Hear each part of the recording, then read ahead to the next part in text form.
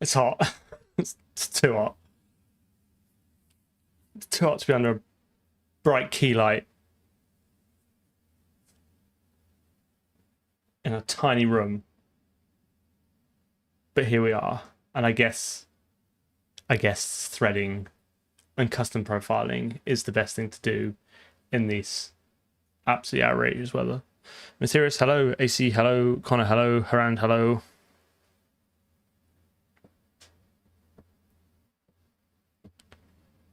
Celestial, hello.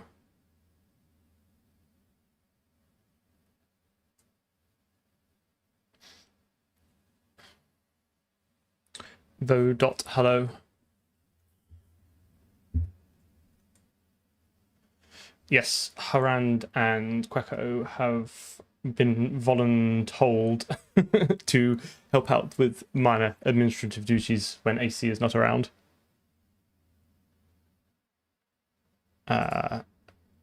Julian, KK, and I'm very thankful for them to help out a little bit. Everyone here is normally pretty well behaved, so I expect they'll have hopefully nothing to do other than just general heckle me from the back, which is fine.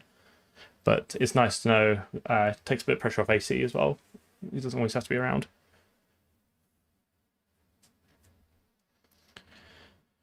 Jesus Christ. Right. What am I doing with my life?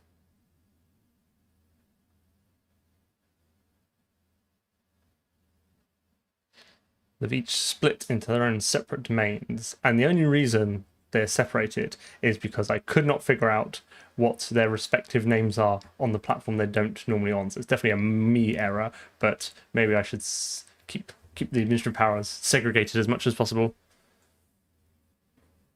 Is it possible to get the GPU usage of the process, as in part of this profiling? I don't know. I mean, what do you mean by GPU usage? Like, what metric are you talking about?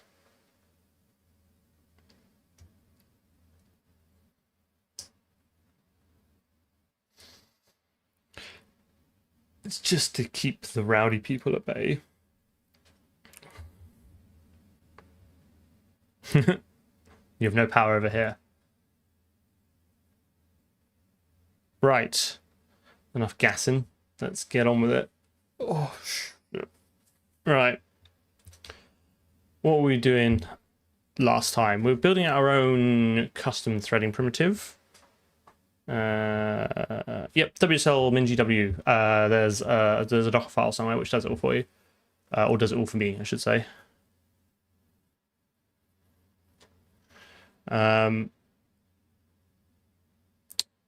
So we recreated basically how thread works with the passing of the arguments. You're guaranteed to get a copy of them. We used the new C++23 decay copy functionality, which was nice. We shoved it in a tuple. We whacked it in a unique pointer. We did Windows to create thread. We hoofed it over to a trampoline. The trampoline then recreated that unique pointer, so we're all safe and tickety boo. We then did a double stir apply stir invoke dance to get everything going to the thread, and we now have our own threading primitive, which is nice. I'm kind of getting used to the reflection syntax now. I don't think it's quite as weird as when I first saw it. Like, it's just a splice mate.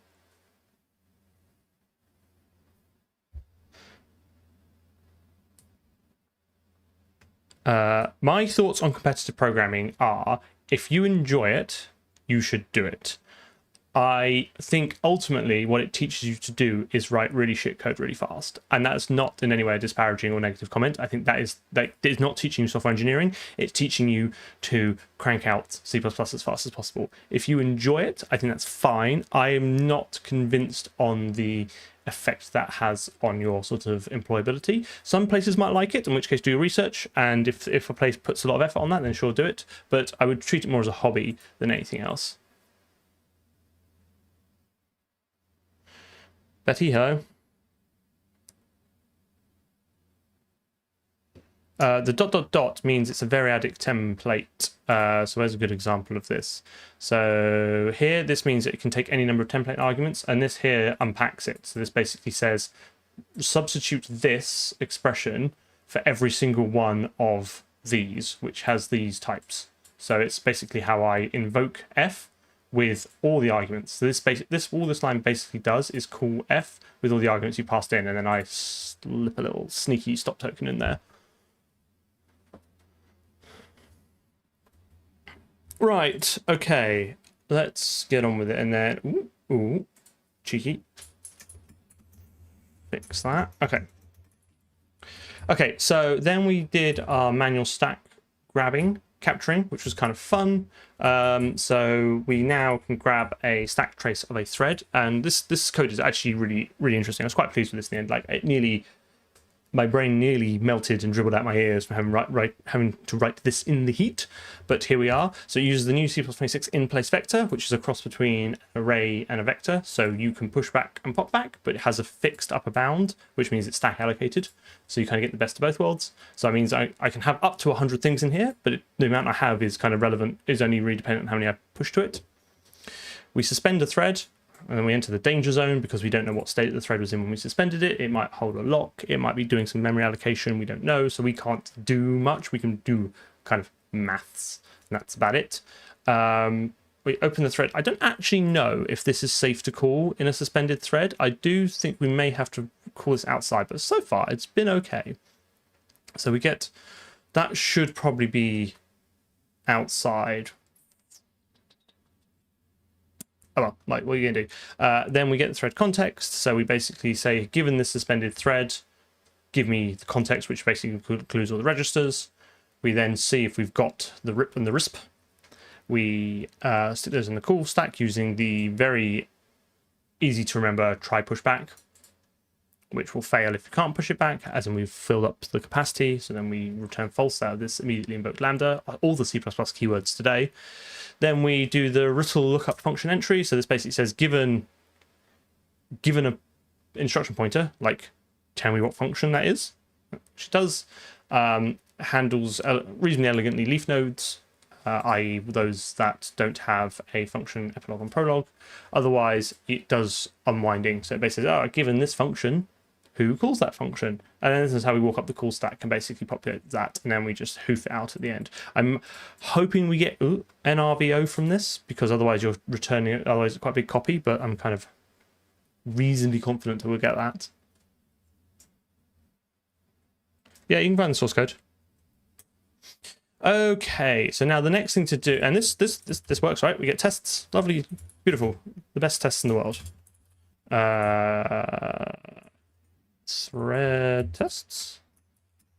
So using lambda soup, we can force like a multi-deep call stack, and we can basically say, hey, make sure we get at least 4 elements in the call stack when we get that. So that's kind of pretty cool.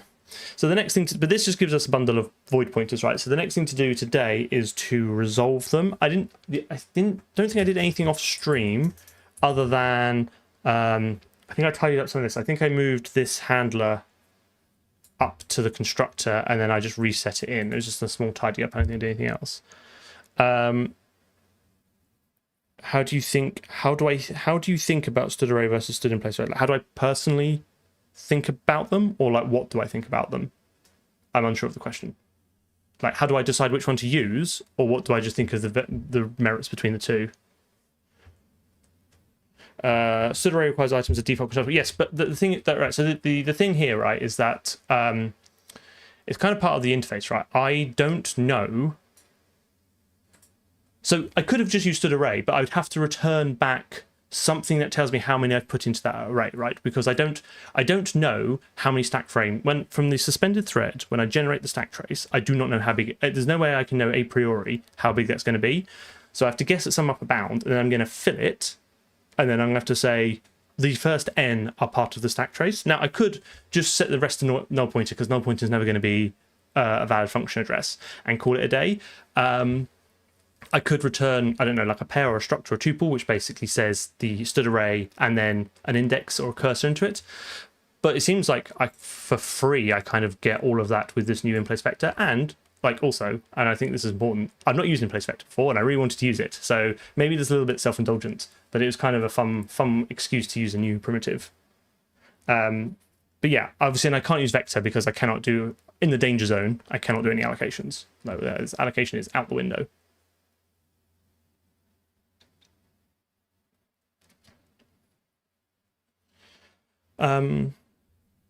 So I use the code on. So I think today might be a bit of an exposition day because it's so bloody hot. I'm going to put off writing code for as long as possible. This just means it accesses it from the global namespace. So anything, any of the C API, anything that brought in, I can access immediately from this. And I've gone through this quite a few times before, but I'm happy to go through it again. It has two advantages. One, as soon as I type it, it opens up autocomplete, so now I can start looking for stuff like that, which is nice. And the other advantage is it's, to me, and this is a personal opinion, it is a visual cue that this is code I didn't write. So anything that comes from a third party or the platform, I use this, and then at a glance I can be like, right. I mean, obviously I would never write OpenThread like that because I would use snake case, but you know what I mean. Yes, so in-place vector is what you get if you take std array and std vector and smash them together at high speed, right? It's literally it's the cross of both of them, right? So you get a fixed upper capacity stack allocated, but you can push back and pop back from it as if it were a vector. So it's just nice. It kind of ties it all up. And then again, like I will treat going over the end of this with try push back as a error. And then that means I would probably just need to increase this number, right? Which we can just recompile for. But I think I said, I don't know if I've still got it up. Std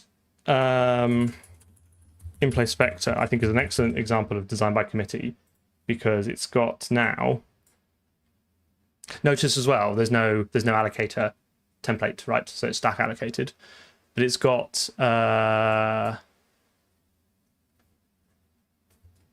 you've got so let's go for push. So you've got pushback, try pushback, unchecked pushback, right? So pushback is now the equivalent of pushback is now safe in this, so it will throw an exception if you try and push past the end of it.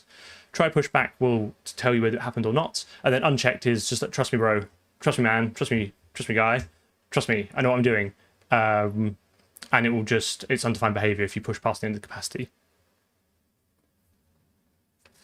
It's designed so that you only pay for what you use, right? So pushback now in kind of, I guess, in more modern C++ should be, most people reach for pushback first, and they wanted in-place vector to have pushback be the safe option because memory safety is a huge concern at the moment. So if you push back and you don't have enough capacity for it, then it will throw out of range exception. But not everyone wants that. Not everyone needs that. So you have the kind of escape hatch here to get the old pushback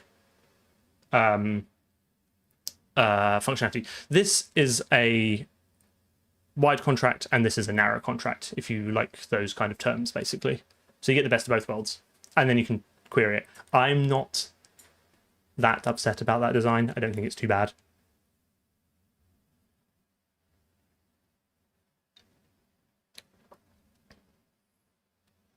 Exactly, yeah. Also, memory safety may not be, I'm going to be careful how I phrase this, may not be a concern for your app if it's not processing user data, if it's not public facing, if it's okay to crash. You know, kind of it depends on your situation. Now you can pick and choose, right? Right, okay, so I'm going to try and do manual symbol resolution now, or at least in the Win32 API. So I've got a bundle of void pointers, so now I want to turn these into strings. So strings that represent the function name, the name of the function that was that instruction pointer points to. Why would it be okay to crash? It depends what you're doing, right? If it's just a, if you I'm trying to think of a good example now. If you've got some backend service that is entirely in an environment that you control, for example, maybe it's better to fail fast. I mean, technically it would invoke UB, so it's not guaranteed to crash. I guess it really depends on the situation, right? But the whole point in C++ is not forcing any choice down you. It's giving you a sensible default now, which is pushback, and giving you the option to escape from that if you have kind of deemed it worth doing so.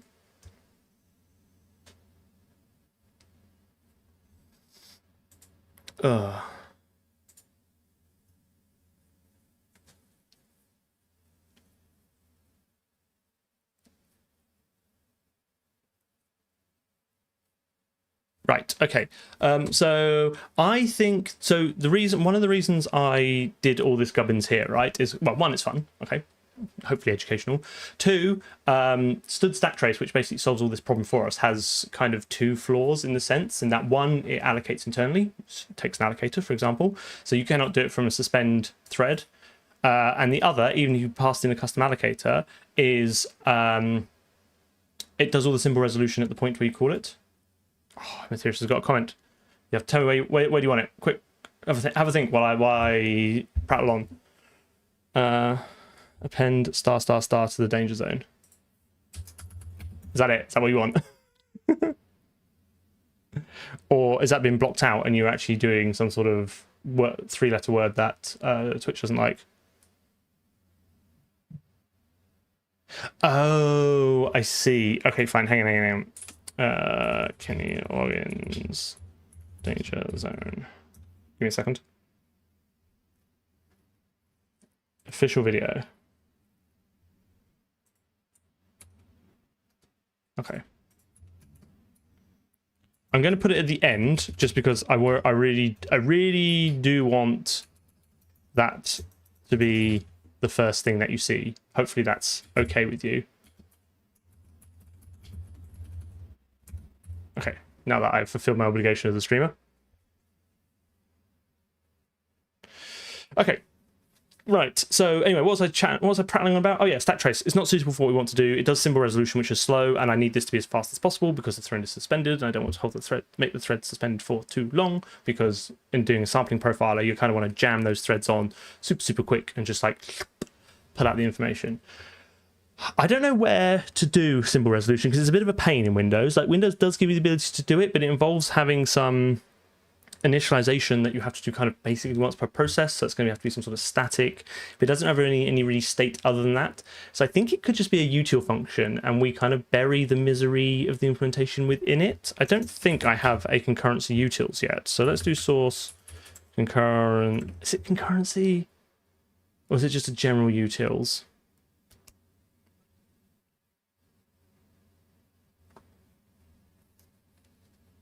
I mean, I use Linux as a daily driver at work. I wouldn't say I was an expert in it, but I know how to CD. Is it a concurrency thing? Or is it just a more core util?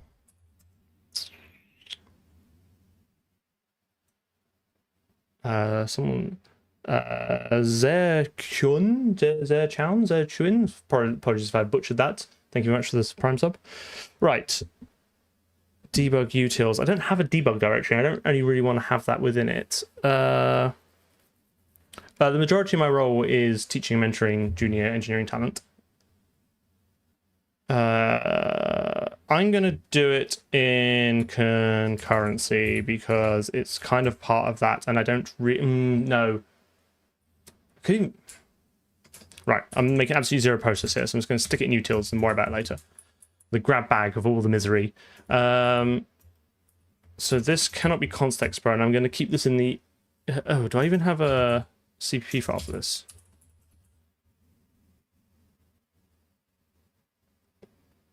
It could just be its own... I changed my mind again.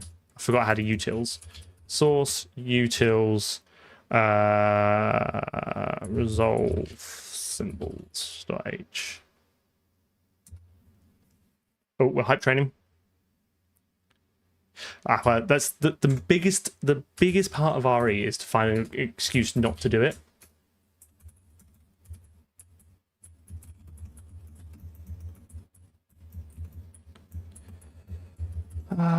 Okay, so we're gonna do can't be const expr. Coding Jesus, become a member of the channel. Thank you very much. Very much appreciated. There's a new video you can go and watch now.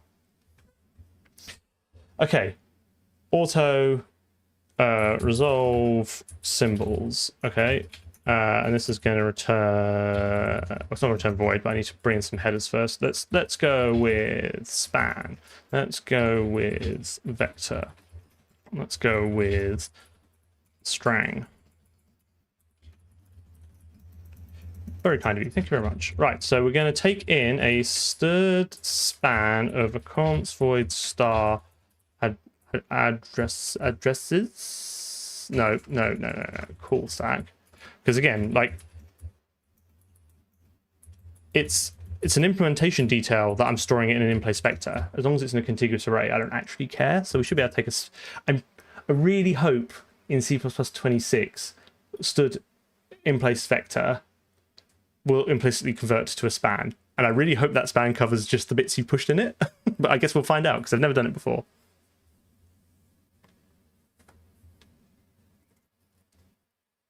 Yeah, if Nightbot is causing you grief, I apologize. I should probably rein that in. Well, I want to use Firebot, but it's just not ready for prime time yet. I mean, what am I doing? I only want to declare it, not define it. Right, and this is going to return a std vector, std string. Okay, this seems like a reasonable interface. Okay, given some number of const void pointers, please resolve them all to a string. Yes, it should take in a range, and in-place vector will be a range, and I guess the range will be between the stuff that you've only inserted into it, so we'll see. Okay, that was easy. I've got to actually do it now. E source utils resolve symbols.cpp hash include utils resolve symbols namespace stick that in there. Right. Util resolve symbols. Gonna want these. So good I included them. Twice.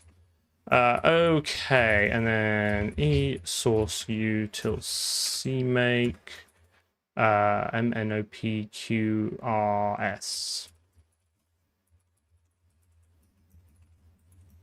Okay, well, we're ready to do some coding now.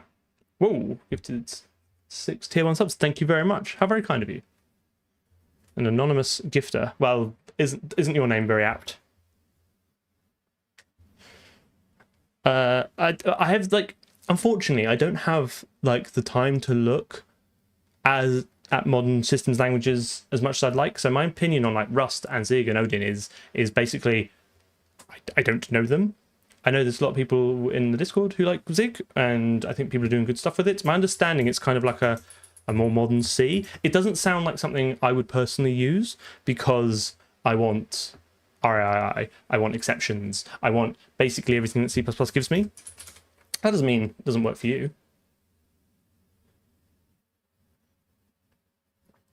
Right. Right, now I've got to do some Windows misery. So let's look at some docs, because it's always easier to look at the docs than it is to actually do any code. Sim initialize. Oh, I'm pretty sure there's some Windows horror in this, like some real Windows goodies. AC, still been here for 21 months. Okay. Initializes the symbol handler for the process. So Windows can kind of smash into your process all the gubbins it needs for resolving symbols, okay? And you have to call this function. I'm pretty sure you call it once, kind of per process, but you can call it multiple times for the process, because look at all this gubbins here. A handle that identifies the caller. So you can have multiple symbol resolvers in your process, okay? But you have to register with it a handle that kind of uniquely identifies it. The value should be unique and non-zero, but it need not be a process handle. Like literally any handle, mate. Any handle. This is very strange. I've never seen any other Windows code kind of do this. However, if you do use a process handle, be sure to use the correct handle. If the application is a debugger, use the process handle of the process being debugged. We are not a debugger, so don't worry about that. Do not use the handle returned by get current process. The handle used must be unique to avoid sharing a session with another component and using what is this doing internally, right? Can have unexpected results when multiple components are attempting to use debug help to inspect the current. I think what happens is that this initializes a bunch of state and is keyed, right? It's probably some sort of hash table or something on this. I think that's what it's doing. So if you give it multiple handles, you will not necessarily initialize a new one. You just potentially get someone else's. And again, like you might be thinking, well, who the hell is going to be calling this, right? But if I attach a debugger to this process, like it could very well be doing this. So we do have to kind of be a little bit careful.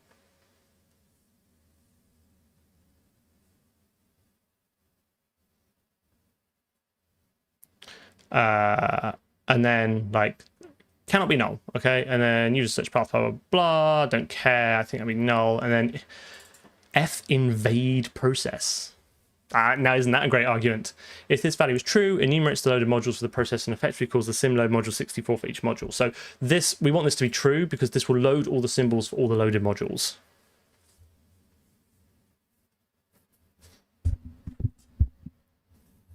So similar function is used to initialize the symbol handler for process in the context of the symbol handler. It's a convenient object to use when collecting symbol information. That's what we want. We just want a convenient object for collecting symbol information. Like, I don't know which more you want from me. Usually, symbol handler is used by debuggers and other tools that need to load symbols for a process being debugged. So normally you're on the outside looking in, right? And you'd be like, smash this into that process, and then let me kind of like extract the symbols from it. But we are within the process because we're doing something a little bit strange.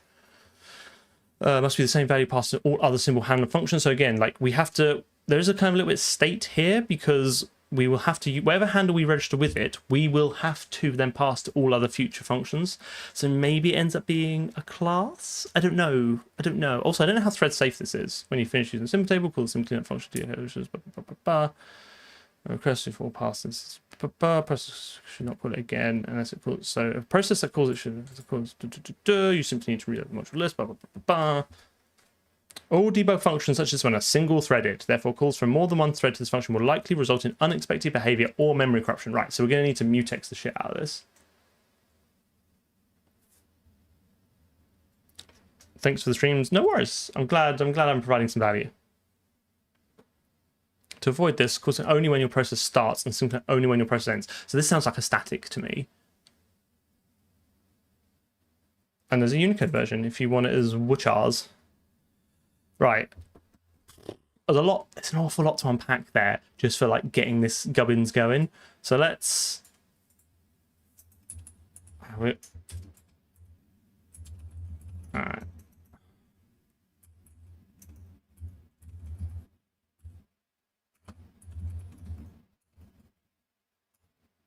It's true, and you could, and you know what? And I think you're totally right. Like, as long as it's not com, it's normally fine. Oh, mate, Winsock.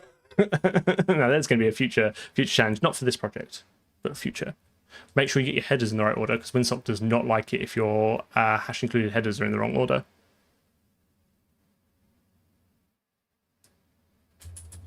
Right. Let's do hash include utils auto release. Okay.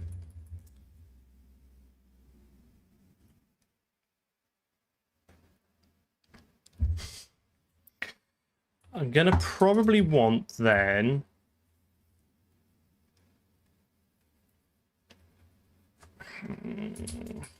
auto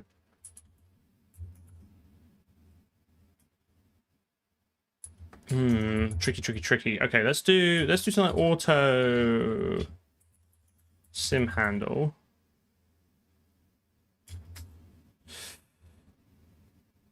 equals UFPS auto release handle void pointer, right? And then we can put in the null handle and then auto h was it sim clean. Oh, I know, I'm gonna need a header file for this. I need the debug help one. Probably gonna need Windows as well. Okay, right, you have to bear with me for this because I'm gonna have to as with most of my streams, didn't really plan a lot before. I just had a hope and a dream and a good idea. So you will have to watch me figure this out live. Debug help. Okay, fine. So this is going to be sim cleanup h.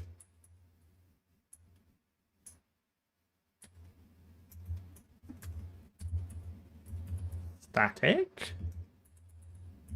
G. Okay.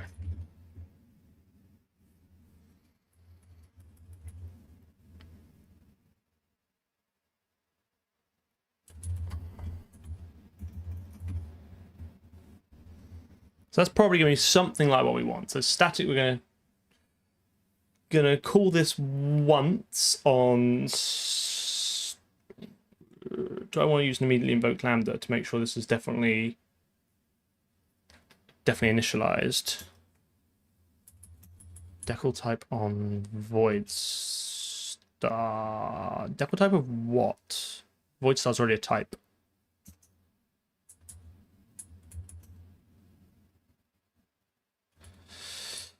I think I might actually want.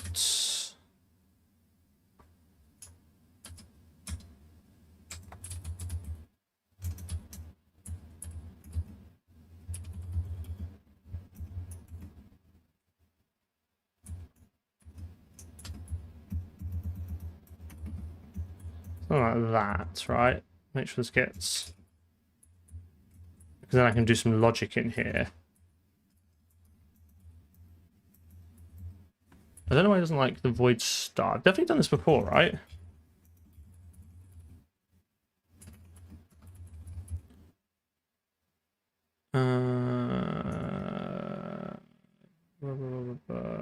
Oh, it's got to be. Oh, it's a value, not a type. Sorry. Yes, you're right. Have I forgotten to? All right. All right. It's a little bit of token soup at the moment. Yes. You're right. Sorry. Right. Okay. So what I want to do here is I basically want to do. I'm going to do what it told me not to do, but then I'm going to fix it. So.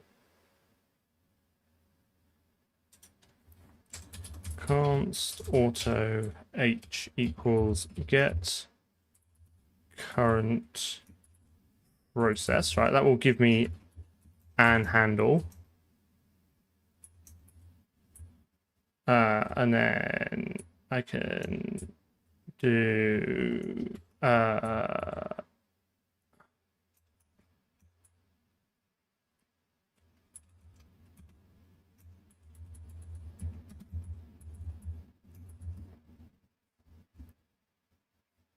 hang on a minute.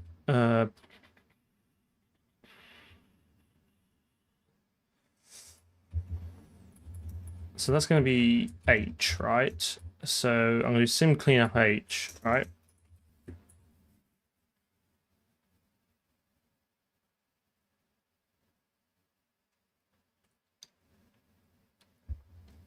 But before this, I need to do if. What's the return value of this? It returns a big uppercase bool. So if the function exceeds, the return value is true. If the function return value is false. Okay, so if. Sorry, no, a minute. We'll get there in the end. We will get there in the end. Utils error. Right. Let's do ensure sim initial. A bit worrying, I can't find it, but we'll figure that out in a minute. H null pointer, then true.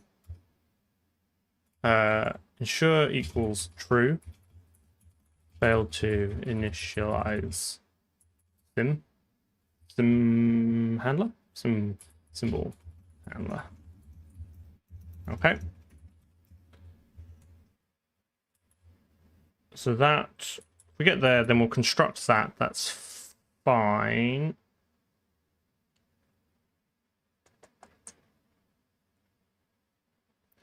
But before that, we need to do, I think we're going to need to do, so that is use current process handle, right? Before this, we need to do const auto h equals, let's do duplicate handle, right? Oh my goodness, I did not realize there's that many flags to duplicate handle.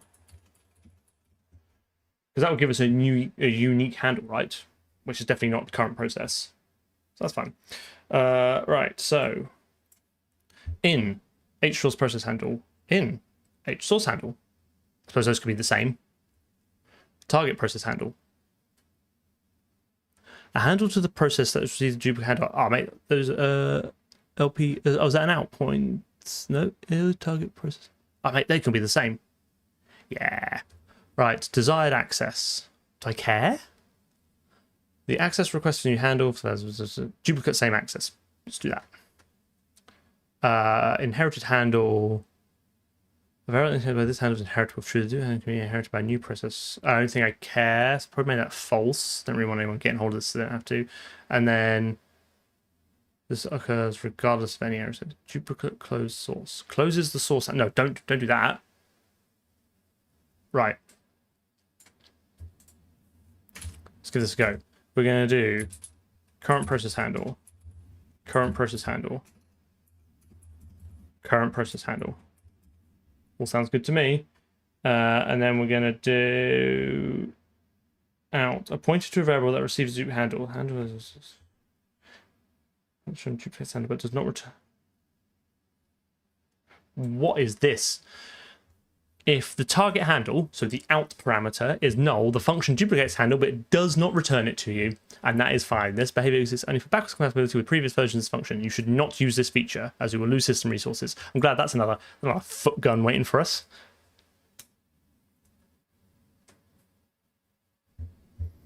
I guess current process does return a magical value, which is just null, right? I feel, whilst you are probably technically correct, I feel this semantically kind of shows what I'm trying to do better. So I'm going to leave it, but I do understand your point. Okay, so this is that. So I've had to actually, this is, what does this return? So function. So if this function succeeds, it returns true. If this function succeeds, it returns a non-zero value. Those are different.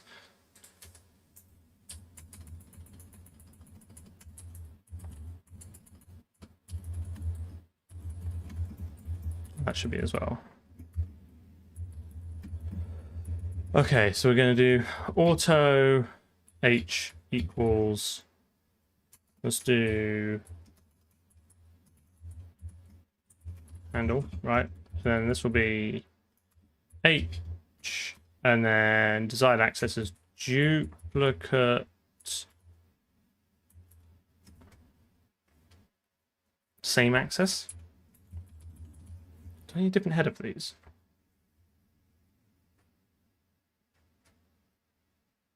Yep, wind.was.h should be fine for us. Okay, right, duplicate close. H target process handle, that's fine.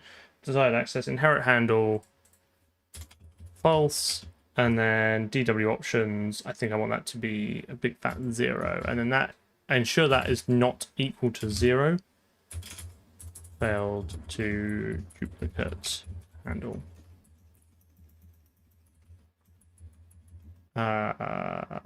Pretty sure that's right.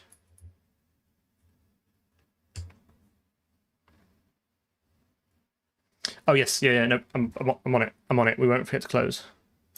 Okay, so if that's fine, and then I guess the issue now is that if this throws, we will technically leak this handle. So I need to get this. I've got like a weird double state thing now, haven't I?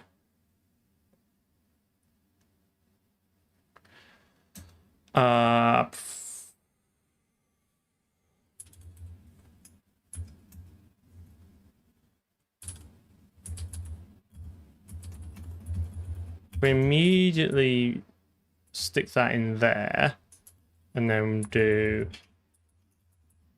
close handle h, and then we can initialize h. I guess the only issue here is that if this throws, then this will get cleaned up, and it will technically kind of clean up something that's not been initialized, but I think we're out of luck anyway at that point, so I'm not too fussed. I think that might be... What's that extra when it's at home?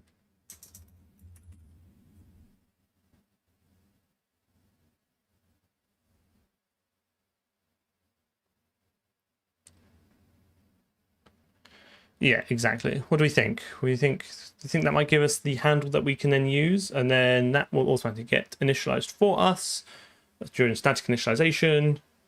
So then we're kind of ready to go, right? Because then we use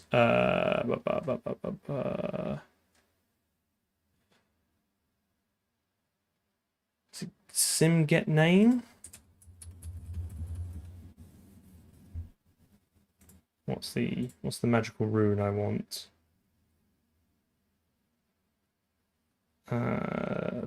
Sim from Adra. That's the badger. Obviously. All right. All right. Now we're getting there. Yes, basically, there's no OpenGL beyond 4.6, but it's perfectly good enough for our needs. Okay, retrieve symbol information for the specified address. This sounds like what we want, right? There's absolute Windows horror in here as well. So just you wait. A handle to a process. The handle must have been previously passed to the sim initialize function. So this is going to be our global handle, right? Our duplicated handle that's all been initialized at the wazoo, right? The address for which the symbol should be located. The address does not have to be on a symbol boundary, but it will be because of the way we manually unwound the stack. So that's fine. So this is where we slap in the void pointer, right? Displacement. The displacement from the beginning of the symbol is 0. We can leave that as 0. I don't think we need to care about that. I think we might have to get. It doesn't say whether it can be null or not, which is always or a pointer to an integer. And it says it can be 0. Does that mean it has to be a valid pointer pointing to 0, or the pointer itself can be 0? That is. I'm going to assume it has to be a valid pointer because it normally does say null, but there is an ambiguity there. Okay. A pointer to a symbol info structure that provides information about the symbol. Okay, so this is what we're going to get out. The symbol name is variable. The symbol name is variable length. Therefore, this buffer must be large enough to hold the name stored at the end of symbol info structure. Be sure to set the max name member to the number of bytes reserved for the name. Of course, this is a C API, right? There is no stood vector, right? It's going to give you a struct, okay? And that struct has to be able to store a variable length string, which kind of sounds impossible, right? But if we look at the bottom here, it's a 1 byte char array. So what it means is you over allocate and just tuck a little bit of extra space, on the end. And then this will decay to a pointer, right? And this give you the pointer of a variable size array of max name len.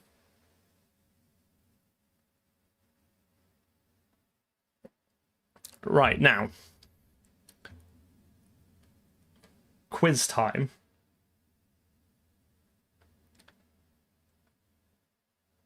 Size of struct, which is a very common Windows idiom, right? The first member of a struct is the size, right? Which you have to manually fill it in. Yes, so yeah, we've got buffer overflow to go with memory leak, so it's absolutely fine. This is not uncommon Windows programming. Yeah, I mean, there really is no other choice with the C API, right? Like you have to stick. It either allocates for you and then you have to release it, or you just kind of give it the space. I'd rather it was a pointer and then a size, rather than just kind of tacking it on the end of a struct, because then we're going to have to do some weird, almost certainly going to have to reinterpret cast, which is going to technically be UB, but until we get start lifetime as, but there's not really a lot I can do about that. Wow. What do you think? Take a guess. The size of the struct. Does this include the extra space you've put on it or not?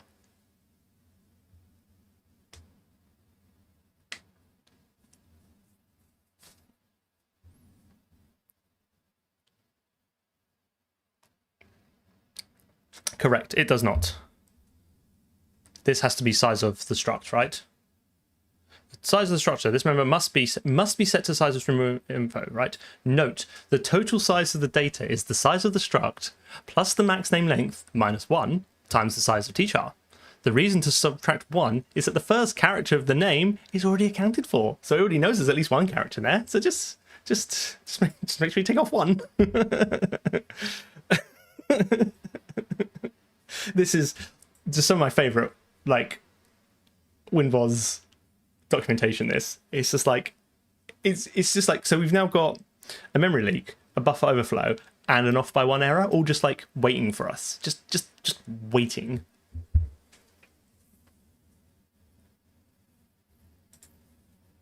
All right, and then I think the rest of this is kind of, I don't think I care, but this all gets filled in, right? So all we have to do is make sure we set the max name len and then account. Wait a minute, what's max name len going to be? The size of the name buffer in characters. If this mirror is 0, the name. Right. Also, and I think this is very important to point out. None of this has mentioned null terminating characters, apart from, like, I've just noticed it here. The length of name in characters not including the null terminating character. So only right down here, don't worry about the null terminator. So we will get back we will get back a not guaranteed null terminated string.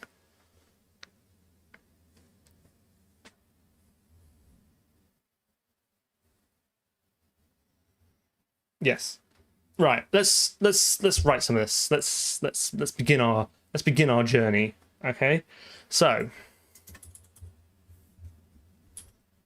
auto symbols equals stirred vector stirred string return symbols.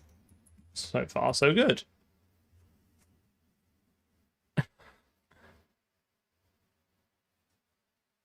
Well, no, I don't think it is null terminated. I think that's the point, right? Isn't it not saying that it's...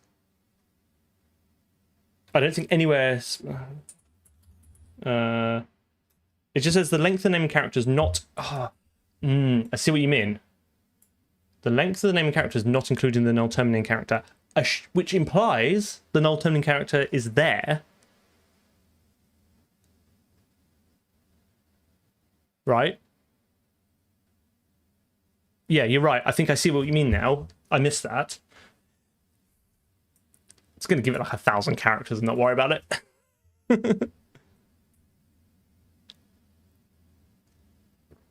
Let's give it a big old string. You're right. Okay, fine. So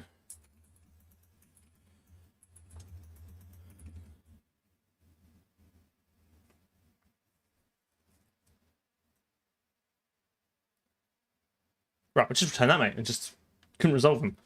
Also, it did say something about mangling in there, so I think we might have to handle name mangling separately. I think you have to set some magical flag options somewhere, question mark.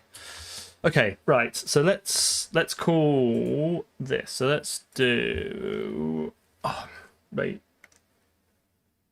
Is this the most horrific range we're ever going to write?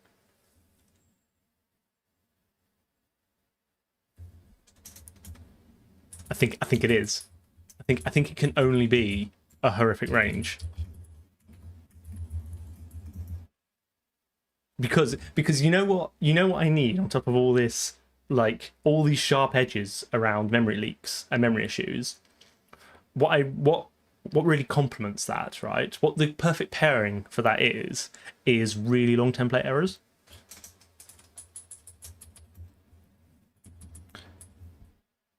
I'm going to try and do it all as one. Right, return. Cool stack. Third views transform. Const. Let's do auto addr. I suppose actually I should do E because it's consistent with everything else I've written, even though it's not actually particularly good code. Stirred ranges to stirred vector. Hello.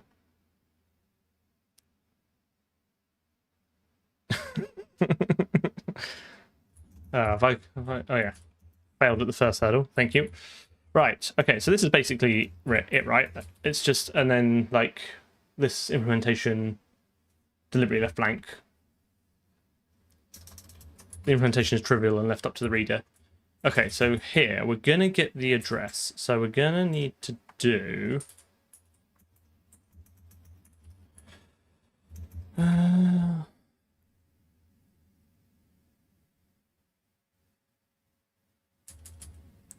don't need to, I suppose it's going to be stack allocated, isn't it? So let's do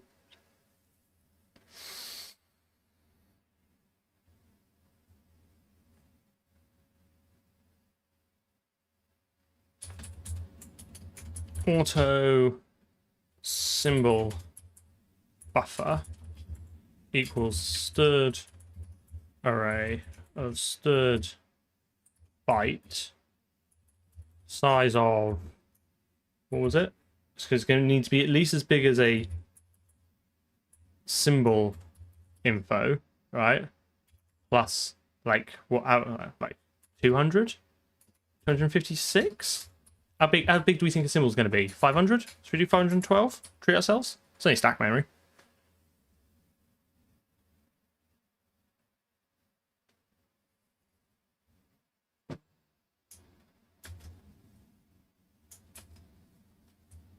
Okay, so we've got the symbol buffer, right? We now need to, there's a temporary, I'm trying to think about the materialization rules, because I could just reinterpret cast that back, but it does mean I would have had pointer to an object that's not been initialized, and even in the C+23 changes, I think that's still technically UB. I really want start lifetime as. Can I do auto symbol equals new symbol buffer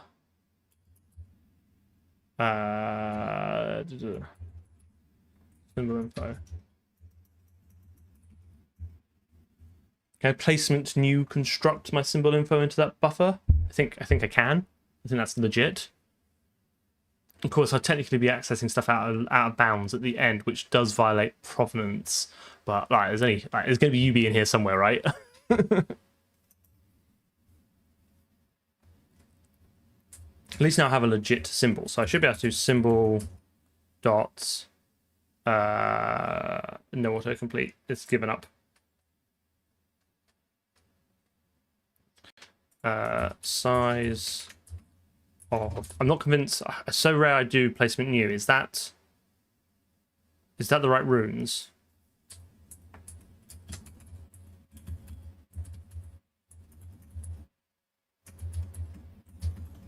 All right, look it up.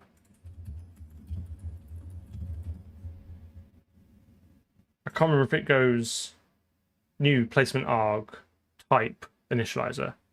Yeah, that's fine.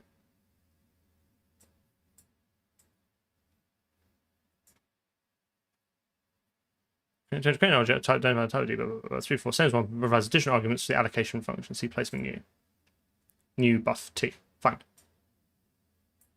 And that should zero initialize it, right?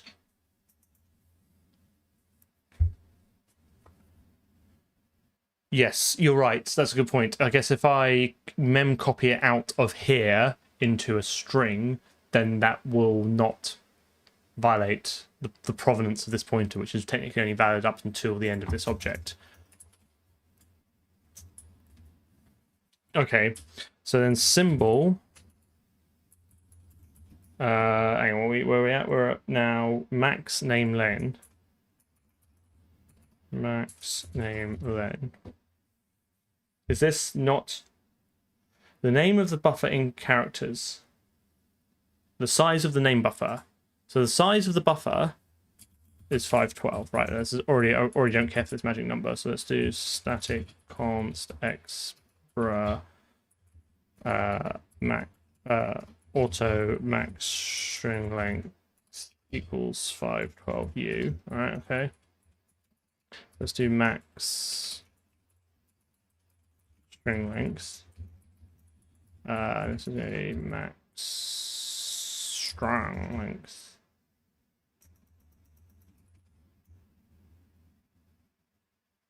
And the size of the name buffer. Oh, fuck it. It is. Fuck's sake. Yes. Or we could subtract one from here. I don't know what's better. Ah, thanks. I kind of hate both of them. Also, I'm absolutely just assuming that tchar is size of char, is 1. Plus 1 for the null byte. Well, I'm not guaranteed. I'm still not convinced I'm going to get a null byte. So I'm just going to extract the actual length I get out of it. Right, let's call this horror and let's see what happens. So we should now be able to do ensure. Do I throw if I can't resolve it, or do I just keep going and do my darndest?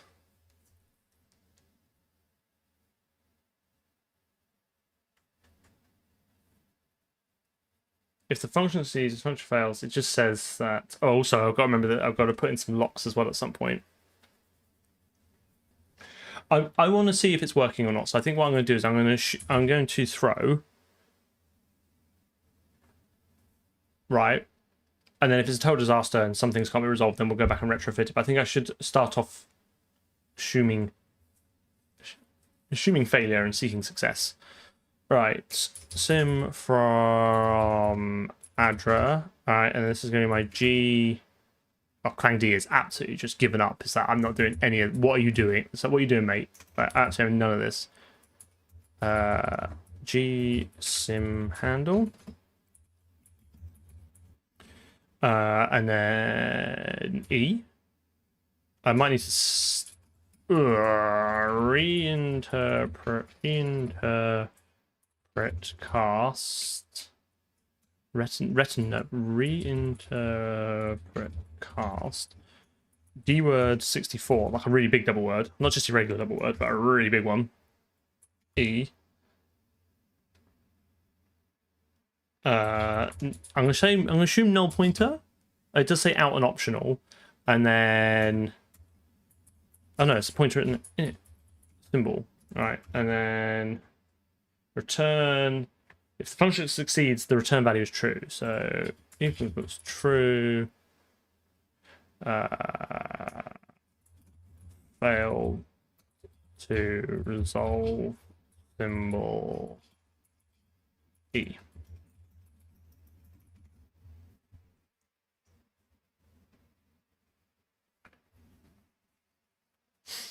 It's actually not going to be too bad to arrange this, I don't think.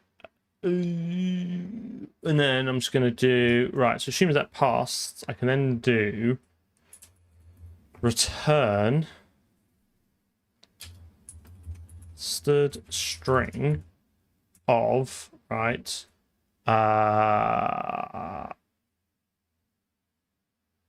symbol buffer dot data plus size of symbol info minus 1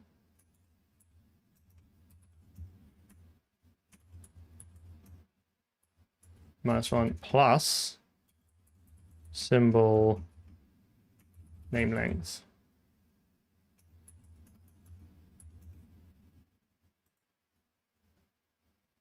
Name len.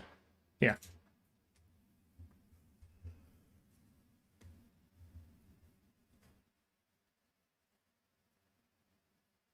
Just gonna have to stare at this a bit, convince myself it's right.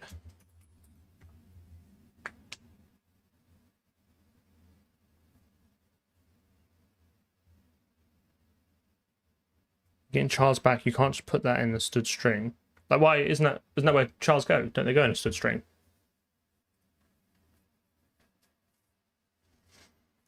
Because it would have the C API, which can do whatever it wants, because it's not my API, and it can do whatever the Windows can do whatever UB it wants internally. Is going to blow past this pointer and fill this array up, right? No, I don't think it's with chars. I think it's no. If you look here, it's definitely chars, right?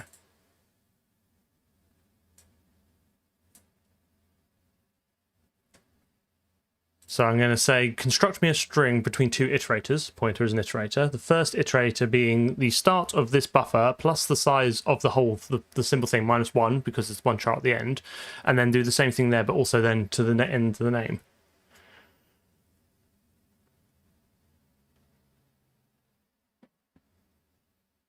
Yeah, I think I'm not.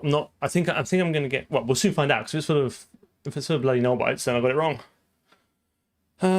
What do you think? Like, it's actually not too bad.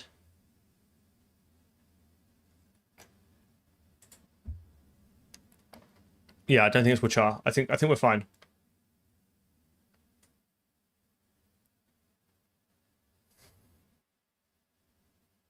Oh, hang on, wait a minute. Also, right, okay, fine. And then we need to do hash include utils. This is another reason why we need to do this separately. Is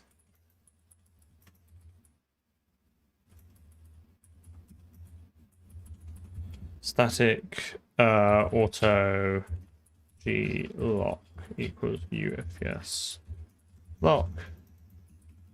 And then we're going to do const auto lock equals stirred go lock g lock. So that should probably be guard. Oh, well, whatever. We're going to do. Okay.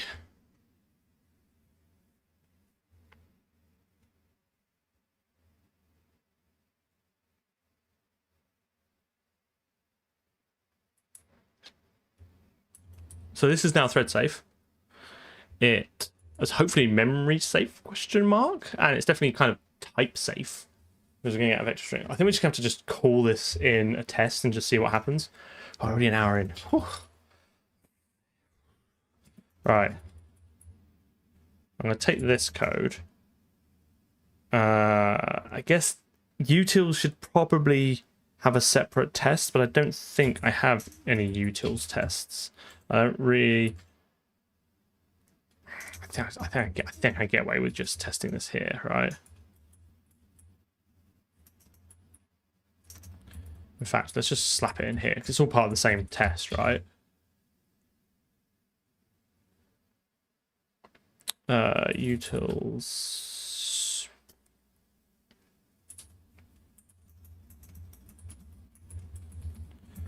So we're going to get the stack trace. So const auto. Let's just check we got them first. Then we're going to do const auto symbols equals UFPS resolve symbols stack trace. Ooh, interesting.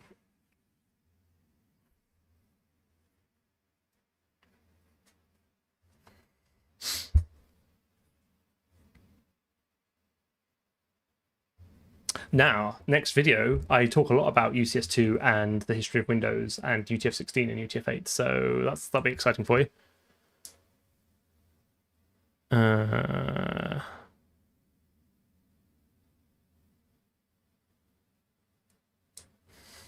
Yeah, you can convert between. There's the multi-byte to wide byte, whatever it is, Windows function, which lets you. In fact, actually, we've already done this before, right? String. Sure, I've got it in here somewhere.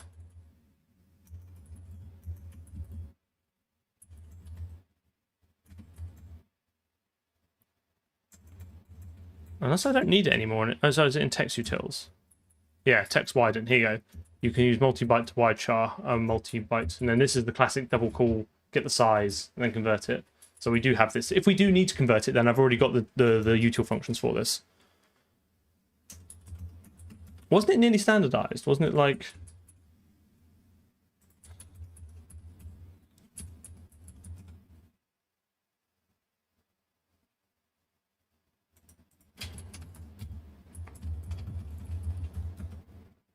No, I don't think it was. I think there might have been a paper for it. Oh no, there's this, isn't there? There's this in it. There's woostring convert, right? Performance conversion between byte string and W string, standard passage. Somewhere in here, base says don't use it. I mean, it's deprecated now.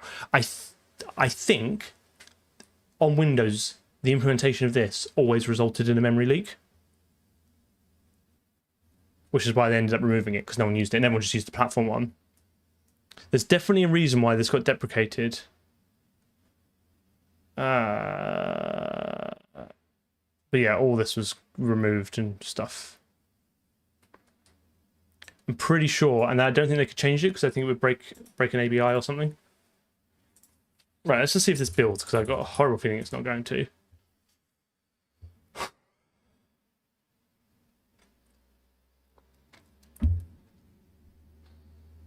Ooh, couldn't convert. Blah, blah, blah, blah, blah, blah, blah, blah, blah. Don't care about you. We'll get to you later.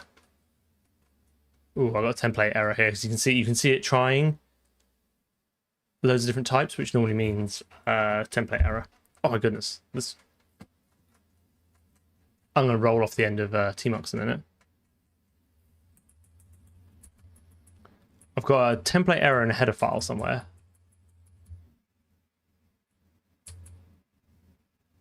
Did I? Okay. Because this is... I'm going to have to fix... Tell me where this error is, please, and I will fix it, because I cannot stand looking at this any longer. Where in my code?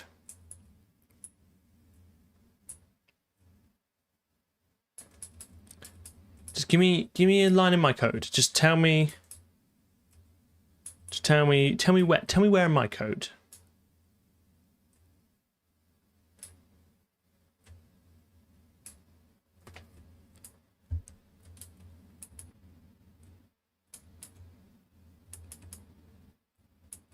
I just do not care for any of this. I think I was right. Should we just see if we can see the error ourselves? Resolve symbols. Oh, yes. Good spot.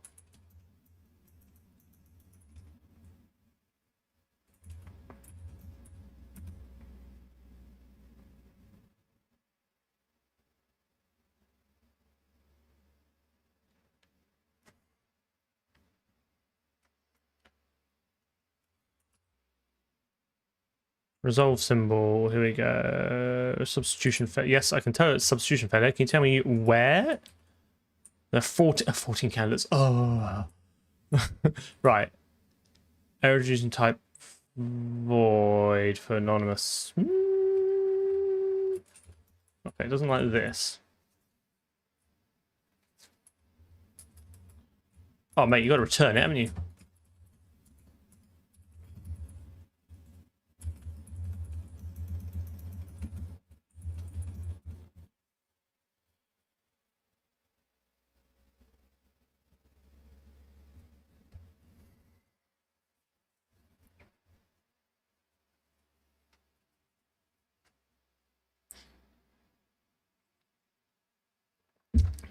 Right. Still doesn't like this. Hi, word. Hello.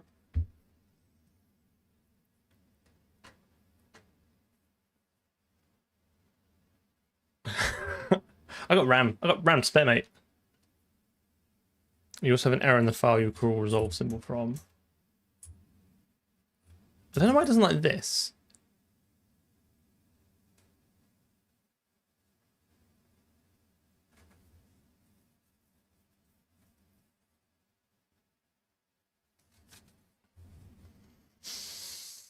Anyone see what I've done wrong here?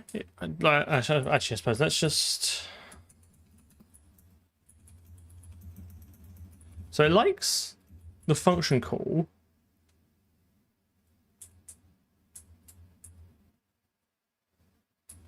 Have I got a type issue somewhere? What's duplicate handle?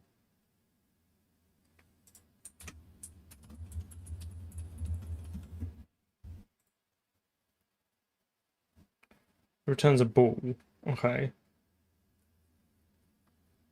But then it says the return value is non-zero, obviously.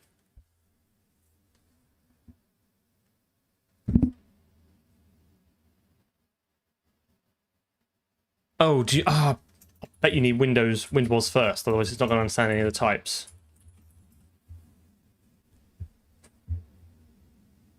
Classic. There we go. It's a little bit better. At least now I feel like I can kind of... still got all this, gubbins. Or have I gone past... okay, fine, maybe not. What is it trying to do? Resolve symbols, ranges. Operator. It doesn't like my chain here. It resolves 81. Oh, some of my code is. How novel. It still doesn't like this. I'm just gonna comment that out for a second. I just want to just see if I can kind of get through some of these error messages to actually something that's useful.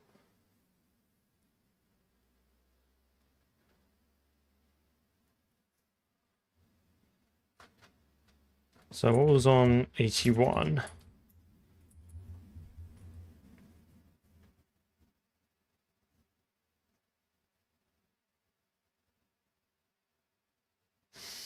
I mean, it shouldn't matter in this translation unit, right? And I don't think I've got it included in the header file. No.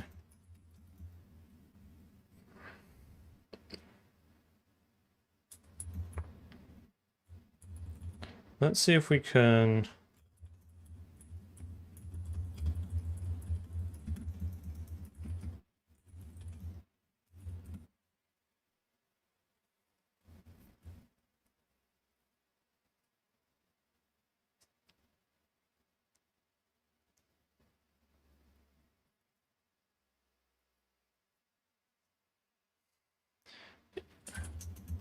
It's almost like I... What the hell is that? That's not good. Windows 82 lean and mean should be part of the CMake.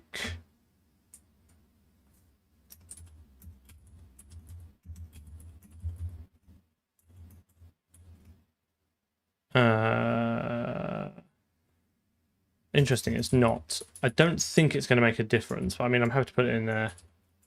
Anyway, that should be part of the CMake.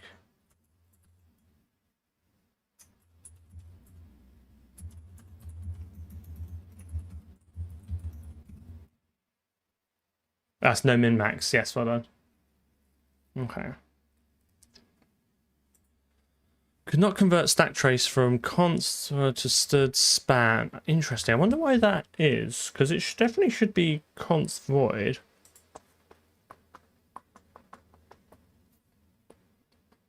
And then you've got all this horror as well. I really don't...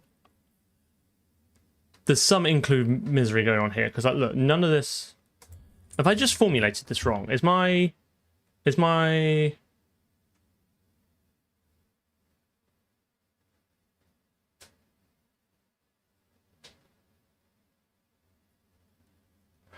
Oh.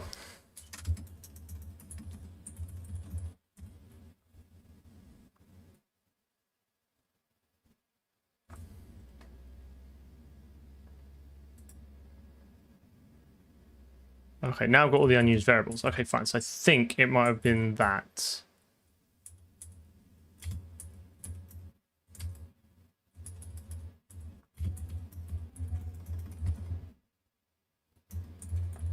And the rest of this...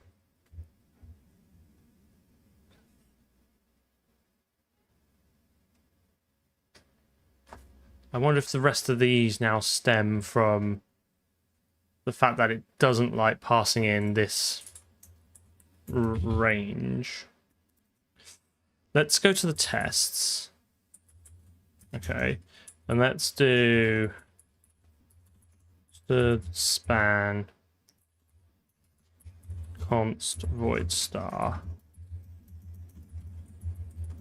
Right, it's just with all these, like, when you write a bunch of code and then go and compile it, you got this. You just got to kind of peel back it bit by bit. Come on. Right. What are you doing?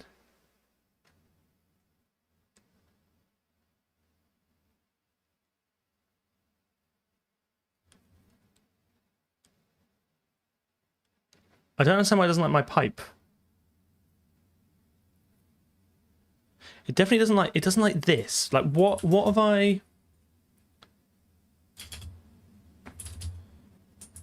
I apologize. I'm being really stupid here.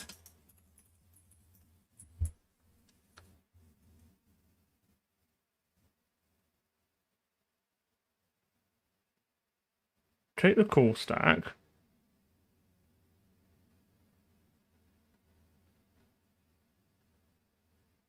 Yeah. Yeah, but it needs a pipe, right? Because then I need to pipe it into std ranges to std vector, right? That's how I...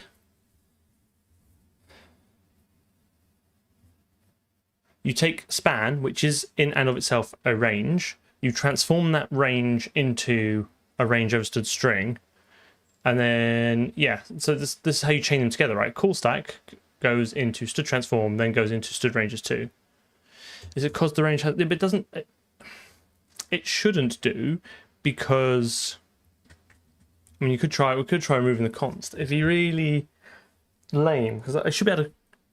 Bear in mind, this is taking it by value, right? So it doesn't... I'm not mutating this in any way, because I'm just going to get a fresh copy of that pointer. Yeah, so this returns for the transform, right? So... Yeah, see, so I'm doing that effectively in a loop, right? I'm missing something really obvious here.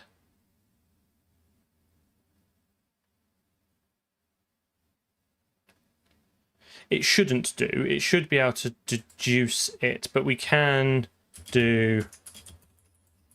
we can give it an explicit return type, right?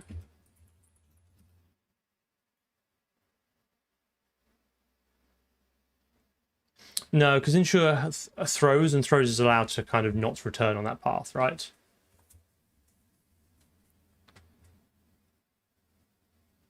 Oh, here you go, right. We've got some other errors now. What's this? Expect before primary expression. Ah, okay, fine. Yes. I see it. So that should be 0 initialized. Okay, right. We're starting to unlock some more errors now.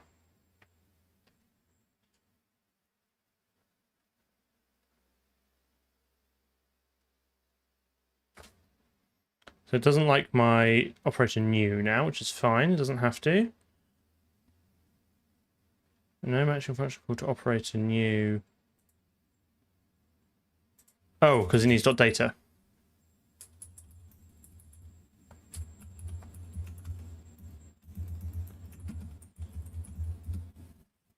That's right, we'll just peel off layer by layer. We'll figure it out bit by bit. Okay, right. Unused variable get current process handle. Right, let's go up and fix this now.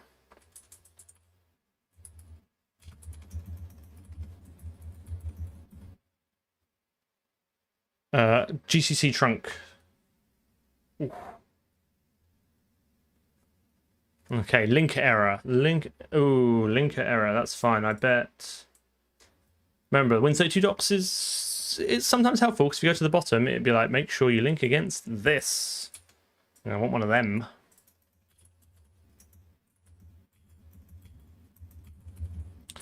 Where do I do my linking? Target link libraries. I will have one of those, please. I think I might have spaced too much.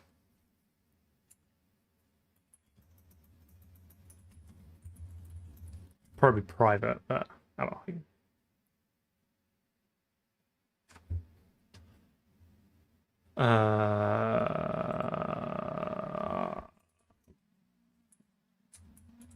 What?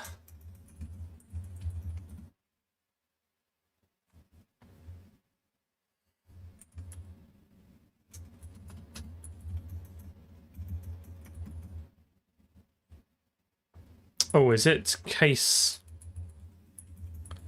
dependent?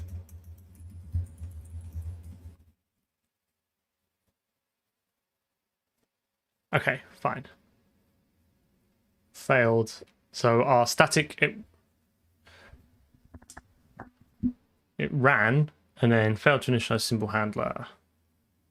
Okay, fine. We're getting somewhere. We are getting somewhere.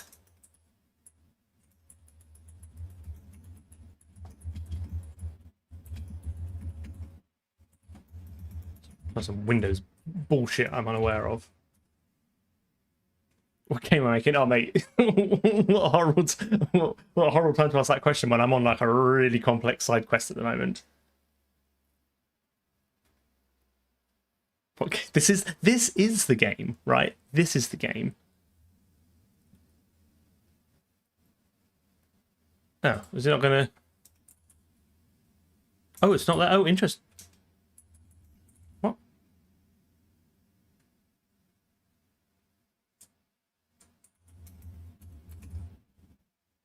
Oh, there. Sorry.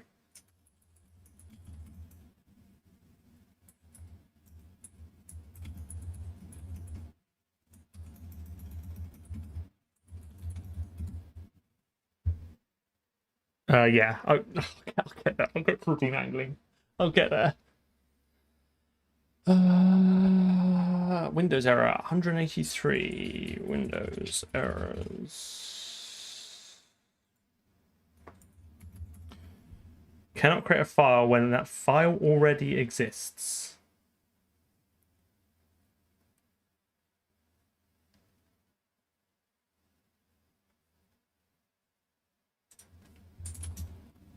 I mean, of course it exists, mate. I'm duplicating here.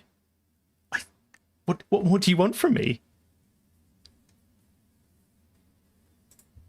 And it's a handle, not a file.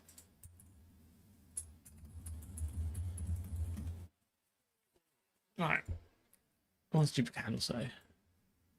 The process must have the. I mean, I assume I have my own process dupe handle, right? And duplicated. Ugh.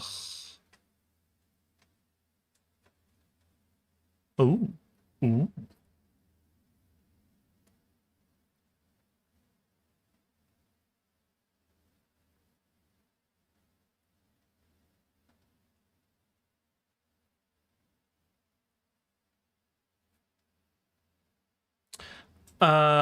Yes. You may very well be. Well, they passed in 0, right? So.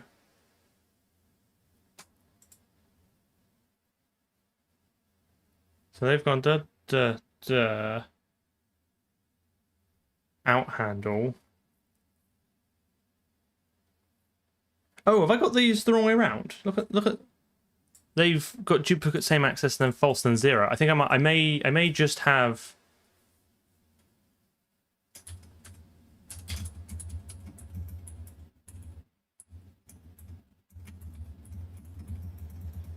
I may have just runed wrong.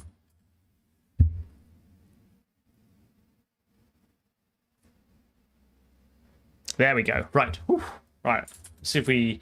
Right. Now we've got to go back to work out why from my tests. Thread pool. Thread tests. Why can I not pass in stack trace?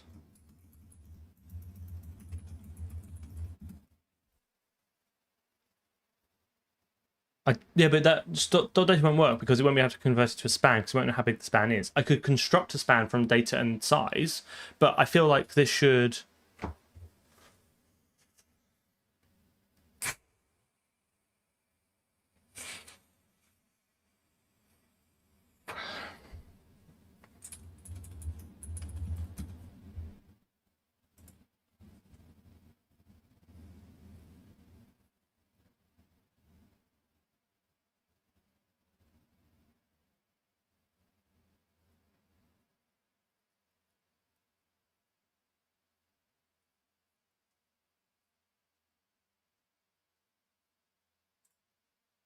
Well, this is it. I'm just trying to find that out.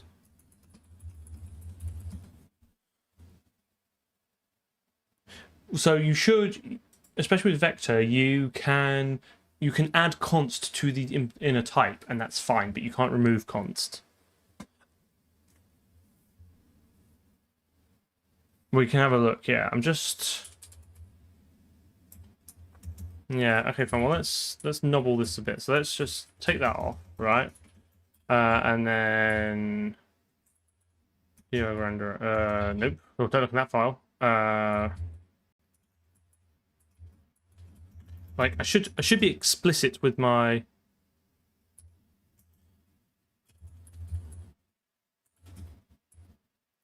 arguments, right? Like I'm not going to mutate it. I should kind of not provide that option.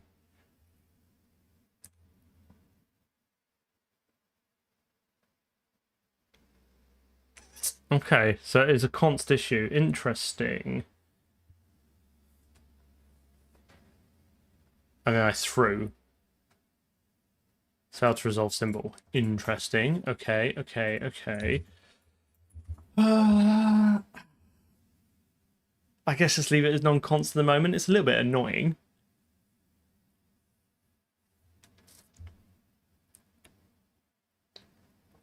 I have bigger fish to fry though at the moment.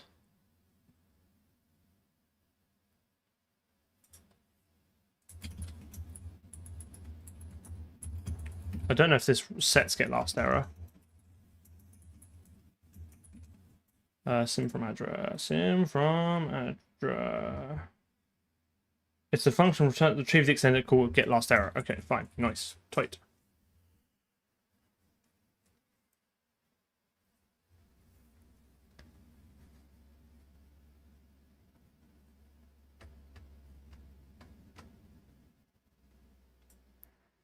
Oh mate, isn't that success? isn't error code 0 success in Windows land?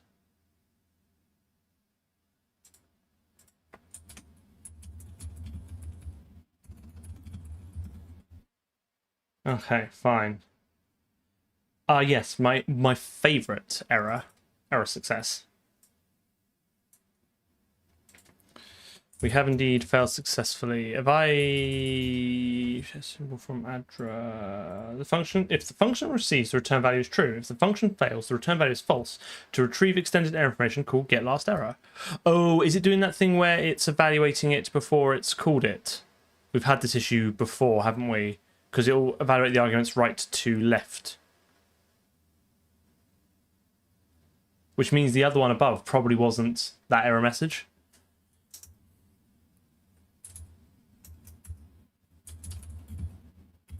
I should figure out a better way of doing that with ensure. Like it should have something like ensure Windows or something which will capture that for you after it's done it.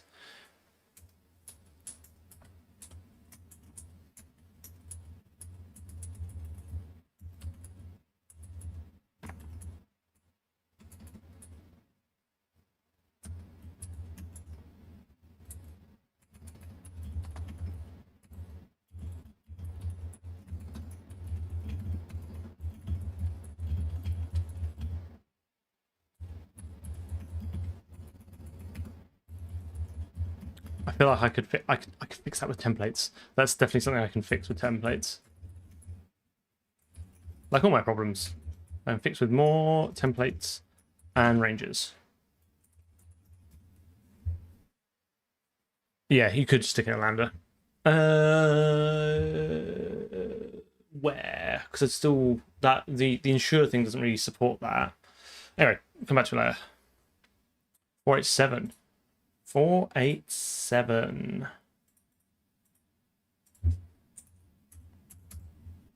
Attempt to access invalid address. Whoa. I guess we would just let that pass through. If that, I don't understand why that address would no longer be valid.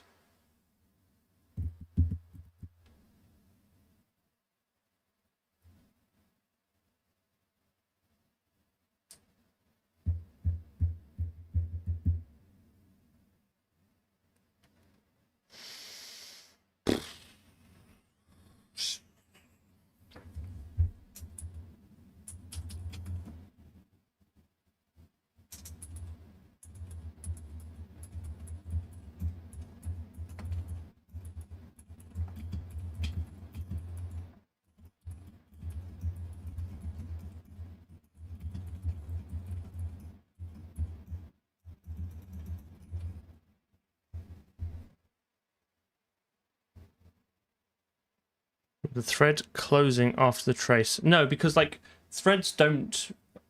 Oh, be careful what I say here. Like spinning up a thread doesn't necessarily mean more code is mapped into the process, right? Like when you're spinning up a thread, you're pointing it at the code section or the text section or something that's already mapped in. So unless there's something weird with like DLL like unload, I don't think it would remove that.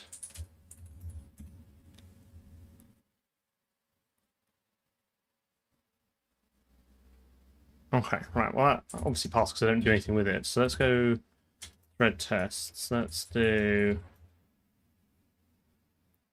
displacement being null pointer instead of it. Just I think what we need to do is just do const or const auto.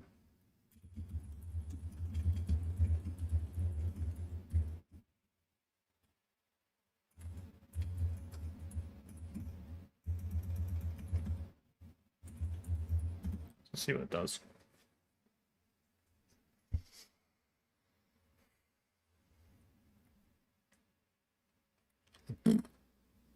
So we get user thread start, and then we get the init thunk, which is basically how Windows starts off your thread, right? And then sweet fuck all.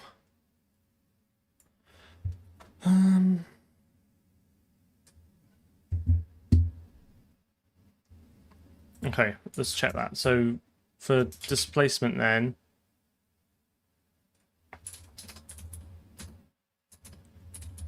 Well, this is what we're doing for the entire stream. Right. So where was the 0 thing? I was null point to that. So we're gonna do auto displacement equals dword 64, and then we're gonna do fn displacement like that. Oh, I've not set the symbol options yet. Good point. I was because you can use that to demangle stuff. Let me have a quick look. Set sim set options. Sim. Let's just see if this makes difference first. But yes, you might be right. I might have not set all the magical runes up to make this work.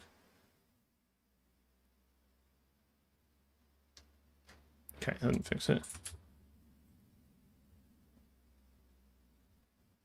Simset options. So this is another function you can use, and this basically says given this selects the option mask. So the symbol options 0 is 5, so we can have allow absolute symbols, allow 0, enables use of symbols that do not have an address. Filters out symbols that do not have an address. Auto public, case insensitive, debug, deferred load, symbols unknown until reference is made, requires to be loaded. I suppose do we want that? We want the fastest, most efficient way to use a symbol handler.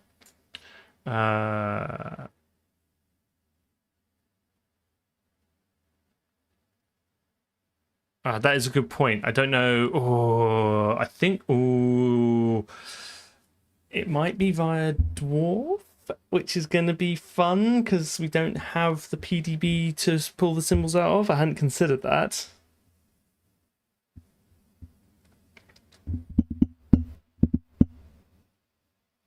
Ooh, tricksy, tricksy, tricksy.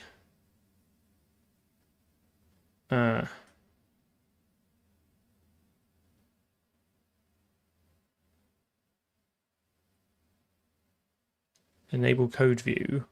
Is that an option here? No, GCC requires you have to use the D utility to do it.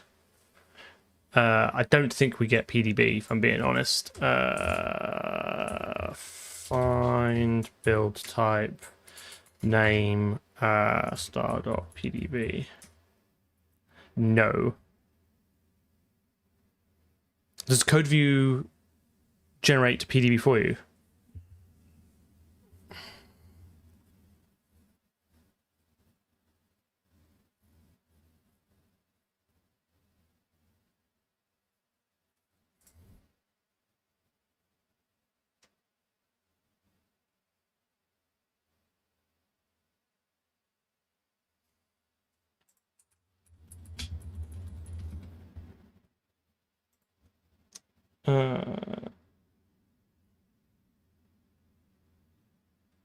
Let's have a look. Right. Okay. Let's Okay, one thing at a time. Someone said I need to set this option, so let me just do that quickly. So after we've done this,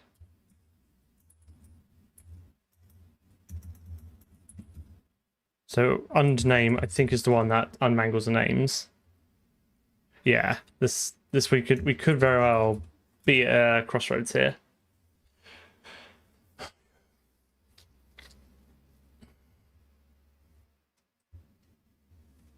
It's fine. We'll sort it. We'll get it sorted. We'll get it sorted. Okay, so cmake source compile options dash g code view e tests cmake.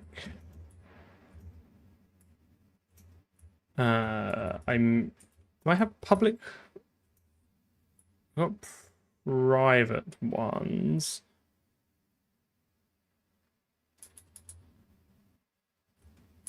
That's in. Oh, actually, I don't want it there. I'm gonna want it in. I guess there. Let's just see if that does anything. So there's no harm having it in both, just to see if it does something. Oh, here you go. Public. Code view. Yeah, oh, that's what I wanted.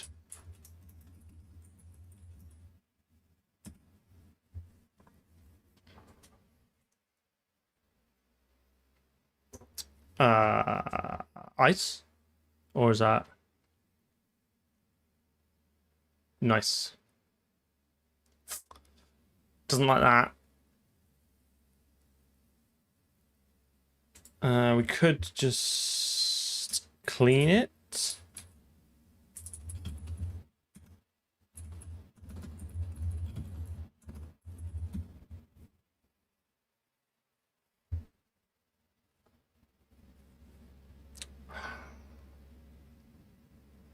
Quite a lot of the fun stuff I want to do really hinges on this working.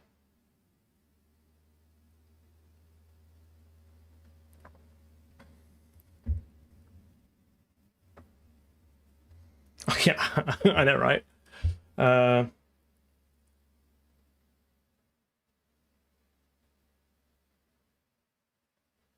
Apparently, code view should work from GCC 14 onwards and with MinGW, according to this rando Stack Overflow post I found.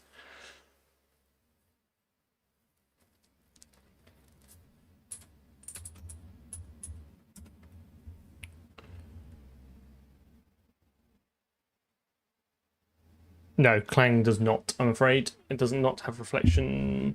There is the PDB. There is a tool which will extract PDB from the dwarf information. I've used it before. Written by the D community. So it might need. Yeah. Blech.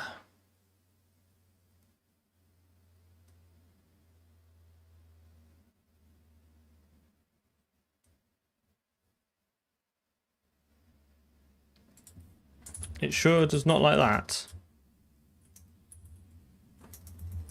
This is where I can't now get it back to what I had before.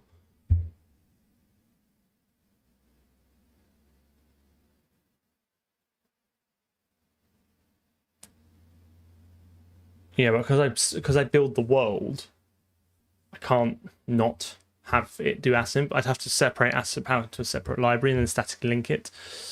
Oh no, doesn't that happen anyway? Yeah, so I wonder why it was doing it on that. Maybe I do need it as the private flags. Okay, fine. Let's just try it on the lim. Let's just try G. What's it called? G code view.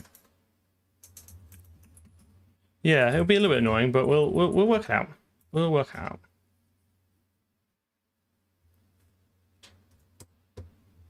No, it could be because I'm using trunk and not 16.1. This could just be a regression in GCC. I could rebuild GCC, but then we'd all have to watch me build that. Okay, let's get that building while I have a think.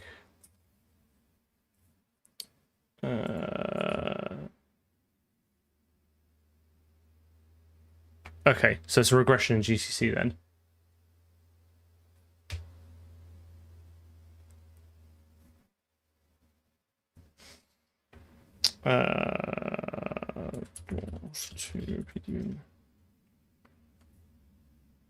There's the CV2PD. So there's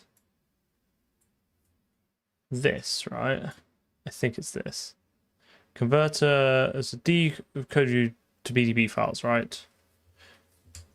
Conversion of dwarf information to PDB file.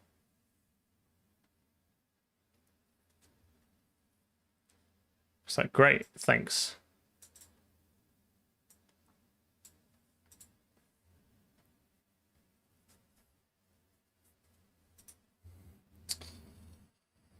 CV2P. Do I have it? Can I just get a binary of it? Alright, give me 1 second. It's a separate terminal, just off the screen. Temp, wget that, GTRX, CV, CD, CV, okay, temp, CV, to PD, CV.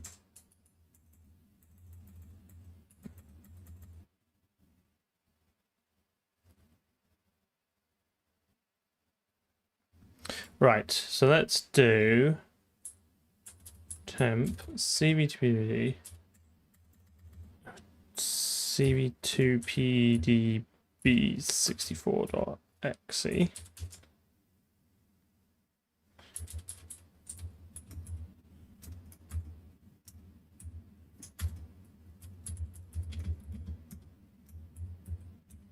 Okay.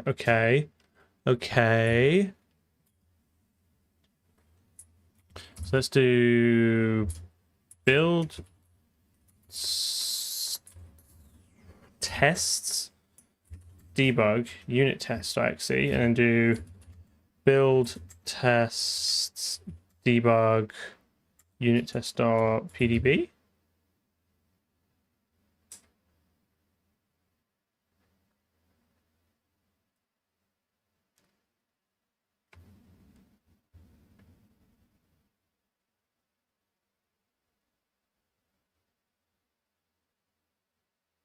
Can't create file. So using those right. So exe file. Oh, am I supposed to, do I just give it the exe file and it figures it out? Is this a red herring?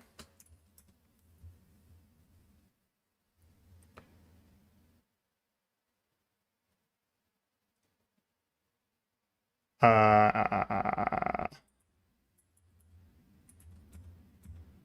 mean, I've got a PDB file now.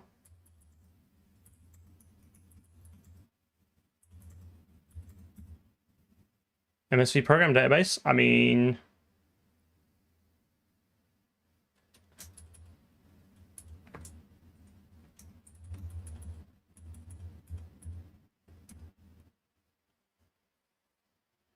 is it? That's it. That's it. I've done it. I've solved it. I've cracked it. I've only got to use a utility written in D to extract out. Oh, how the fuck am I going to integrate that into my build system? So, oh, make sure you got this rando exe and temp. Do I build it? Do I now make having a decompiler a dependency of building my game? I reckon I use CMake to pull it down. And then unpack it and then make it executable. I'm gonna have to think real hard about that one.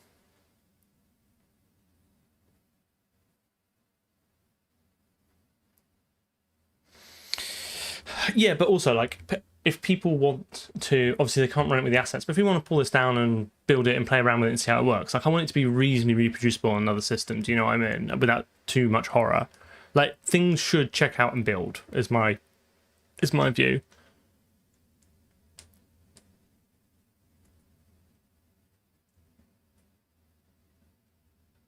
And the only way to build this at the moment is with GCM and GW, because there's just no way to do it without. I'm going to make that a off-stream side quest because I cannot fuck to do it now. What I want to do is have a play around with this. But look at that! Like you can see these are the lambdas. You can see how they're nested as well, which is quite interesting. And they're all demangled as well, right? Thread trampoline. Oh, that's nice. That's nice.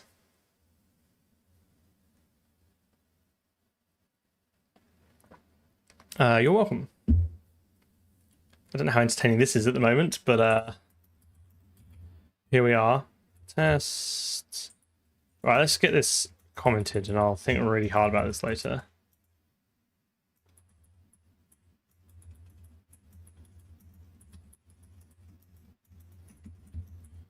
Assert true. Stud ranges all of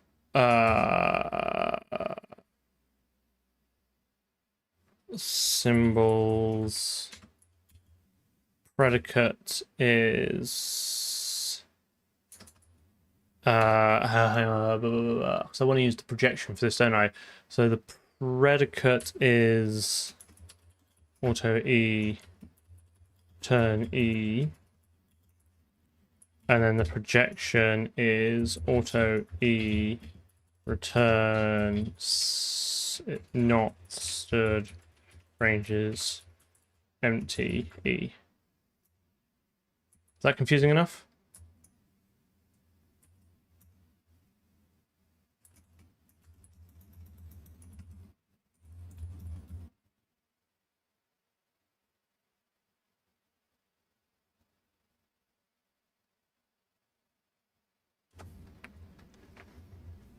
Actual false, expected true. Does that mean?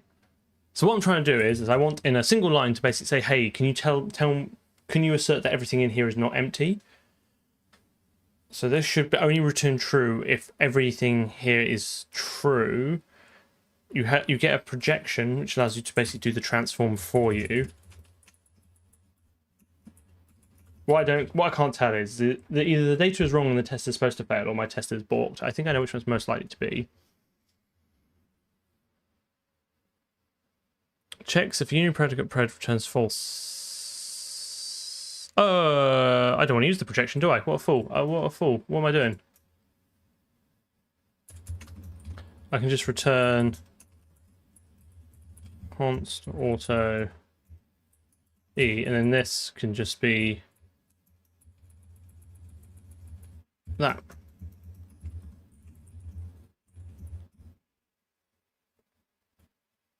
I don't know if I want to test this actually, because this is going to fail on the CI without having to pull out all those symbols and stuff.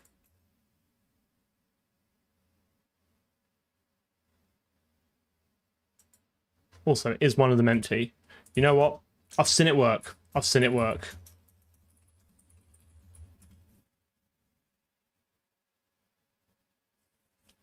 Right, AC. Let me spell it out for you. I've written my own stack walker and symbol resolver code for reasons. The problem is, because I'm compiling with GCCM in GW, I don't have a PDB file. All the debug information is embedded in the dwarf format directly within the executable a la Linux. The Windows APIs for doing the symbol resolution assumes you have a PDB file. I can use a third-party external tool which will convert the dwarf information into the PDB file. That tool is written in D, so if I want to bundle this all up to just work from checkout from main, I either need to build that tool in D, which means I'm going to assume you have a decompiler, or somehow materialize it out of thin air.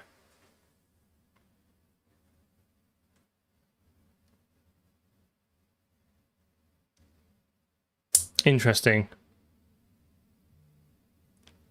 I think I'm just going to wait for GC to fix that. Right. Okay. This feels like a commit.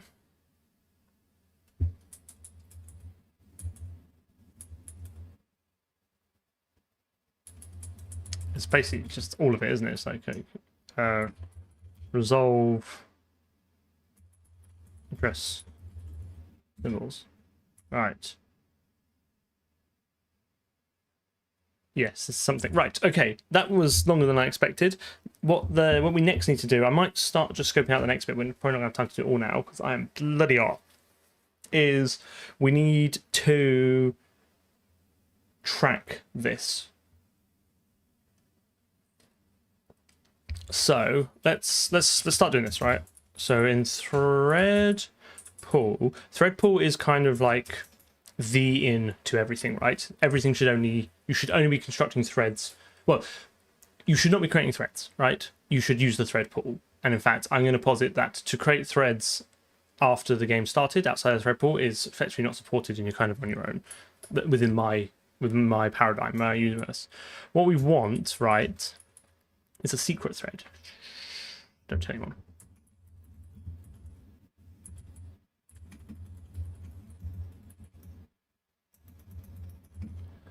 Just thread and stop token is pretty sweet. Let's hope you don't need anything more than that, because you're in quite the journey if you decide to recreate it. Right. So this will, when the thread pool kicks off, create the profile thread. It's a secret thread you won't know about. That'll sit in the background, and this is what's going to jam the other ones on and off. We can make it configurable. We can make it go through the options or the config or anything like that. So we could maybe have it off for release builds or maybe on for certain release builds if we want to see what's going on, yada, yada, yada. For now, I'm just going to spin that up and get on with it. Okay, so let's do... And I'm probably going to want... I'm not a massive fan of...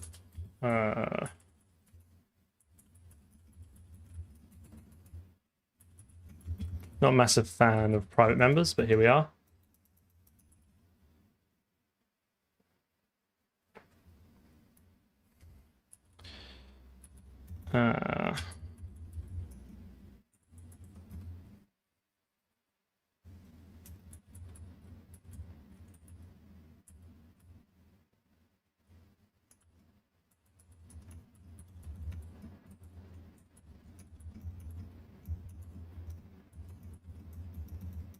And here we can do log info starting profile thread. Just useful to see. So what I'm going to do is I'm going to, at the end of all this, right? So workers profile thread. I think it's default constructible. No, it's not. Okay, fine. I really want to wait. Oh, it's not default constructible. Oh, it's so annoying. I really want it to be instantiated after the workers, but I guess actually no. I'm gonna cheat. I'm gonna cheat. Am I gonna cheat? This profiler worker.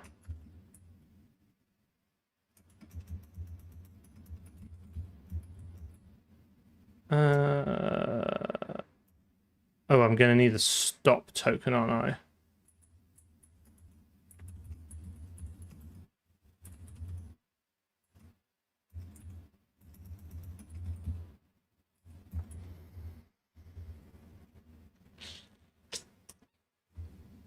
Oh, I'm going to need a name. That's why.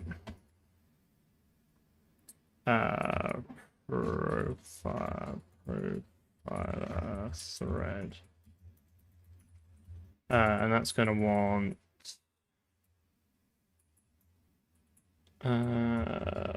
stop token. I guess I better pass that in there.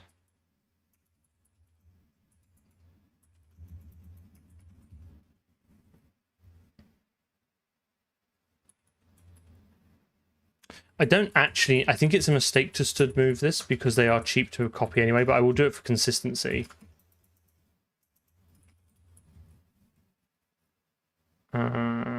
Okay. Can I not capture this from here? What are you chatting about?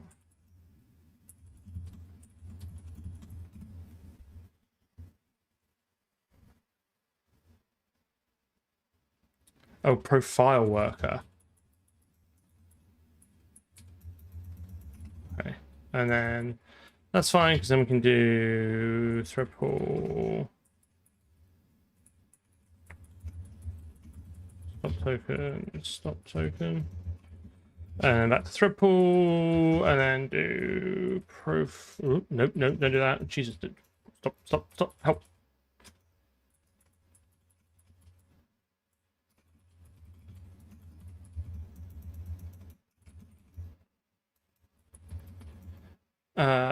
Use parameter stop token, that's fine, because then we're going to do while stop token dot stop requested, keep looping around. I'm going to be like stirred thread, sorry, stirred this thread sleep for 500 milliseconds, which is gross, but I'm pretty sure all the threads would have started by then, so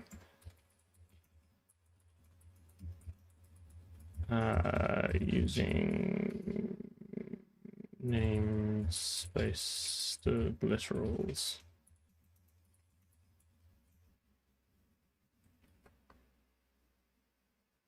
Luki, thank you very much. How very kind of you. And yes, I will definitely be having a drink after this. So thread does do all this for you, absolutely right. But what it doesn't do is allow me to do funky stuff like suspend the thread and grab the stack trace. You can technically do it with native handle.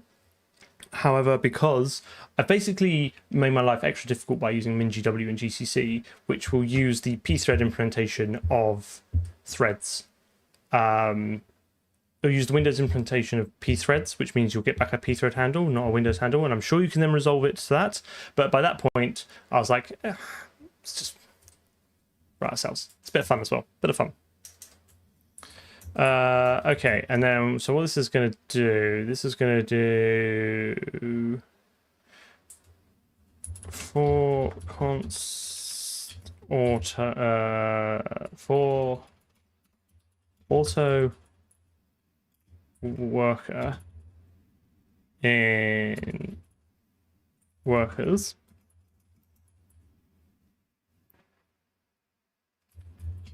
because now what I can do is basically do I'm going to do worker dot stack trace, right? I'm just going to discard it, but I want to actually go through the motions of calling it, and then we're going to do like how often, what's a good frequency for like profiling, like every millisecond?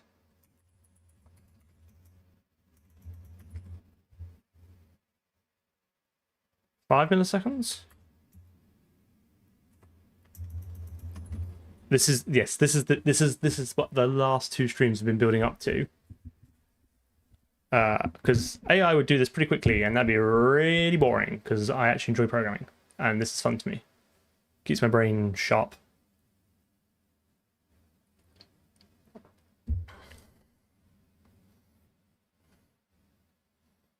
What, for a profile on the nanosecond scale? Maybe, I don't know. Like, if this is the balancing act, right? Because you have to decide between like the more frequently you sample, the more accurate results will be, but the slower, the more impact you'll have on the runtime of the program. 10 kilohertz. So what? So we're thinking micros.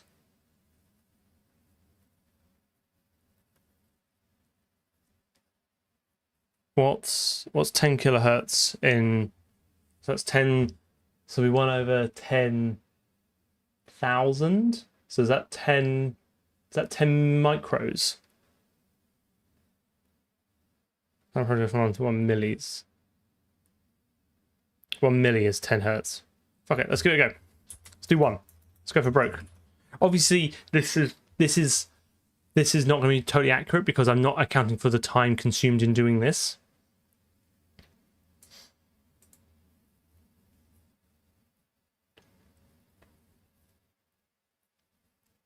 Does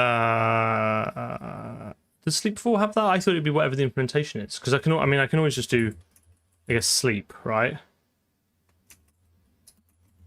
I wonder if it's better. I wonder if it's better to actually go through the Windows API.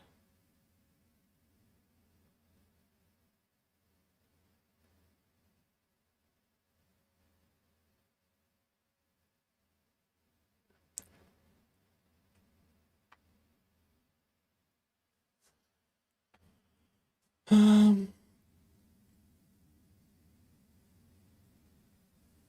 think we'll just go for this first and just see if we can get results out right, and then we can always like tweak them as we go along. But yeah, and I just wanted to see if this like absolutely balks the game, right? Time begin period end for this. I will have to look.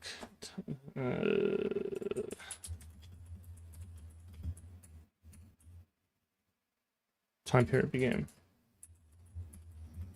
I'm not sure I'm familiar with that. Request a minimum resolution for periodic timers. Oh, okay, fine. Minimum timer is milliseconds for that. And call time function immediately after you finish this. Okay, fine. We can look at that later. That sounds like an abstraction I need to build. But for now, let's just see if this all goes together. So the last thing I need to do is wire up this. I need to be able to. Where do I kill everything? Stopping thread. So we also want to do. Also, you have to remember as well. This doesn't include the main thread.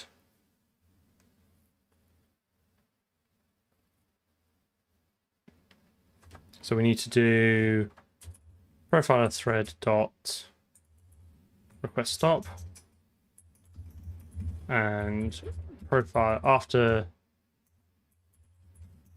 this we will then need to do. So the issue here, and this was kind of what I was alluding to, and the other reason I want to build my own threading implementation, I'm not sure if I have time to do this now, is this needs to also be able to construct from an existing handle. I need to be able to wrap the main thread in this so I can then request it to stop.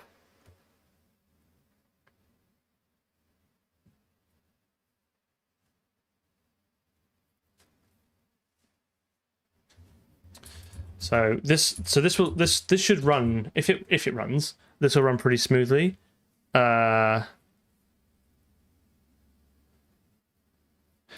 So there are some drivers for OpenGL that require you to execute off the main thread. So spinning up main into a new thread and then issuing OpenGL calls could have some issues. I think they're quite old and probably not on modern hardware, but it's something I just want to there's a whole class of problems I'd like to avoid.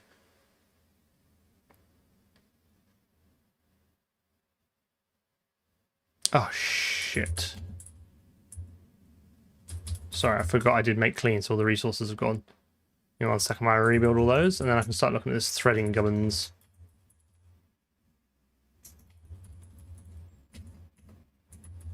So thread H, so this is going to be a little bit gnarly, this. Because we're going to want to have a new constructor which takes a existing thread handle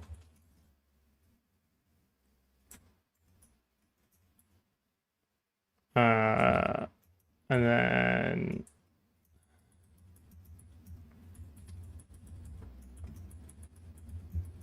handle's going to want to have that handle, but I don't think we're just going to take a copy of it, so we don't actually need to do anything with it. So we can just close that.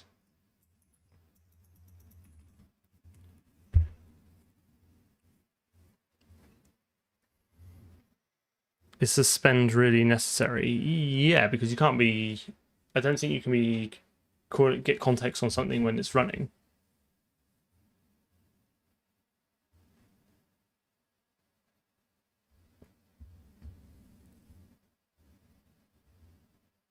There's a Docker file which will do all this for you, by the way, and you can just. I have a top level make file which drives it, and then you just run the Docker file, and that's all on Git.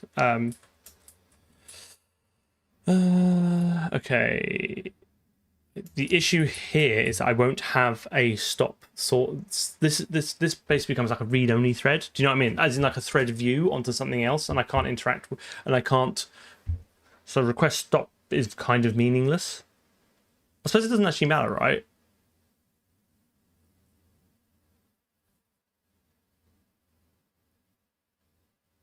That might actually be okay. I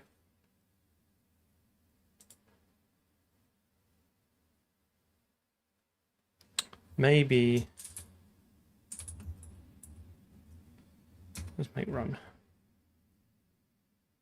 Oh, but I think it'd be a no-op, effectively, right? As in, like, I think it'd be functioning a no-op because the thread object would contain a stop token, but I would never have passed that stop token into the main thread. So it'll just signal a stop token, and then no one will ever listen to it.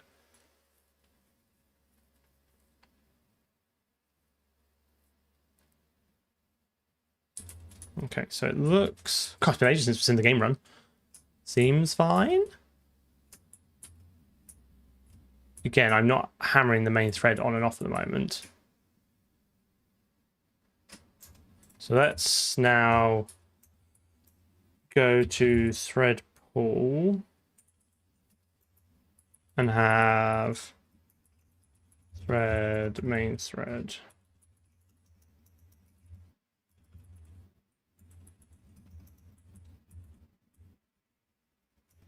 So where was that? It was main thread. Main thread, and then get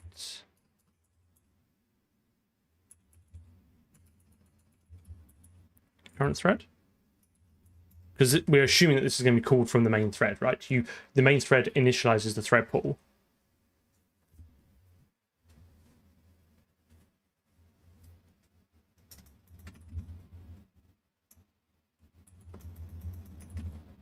Let's see what happens, I guess.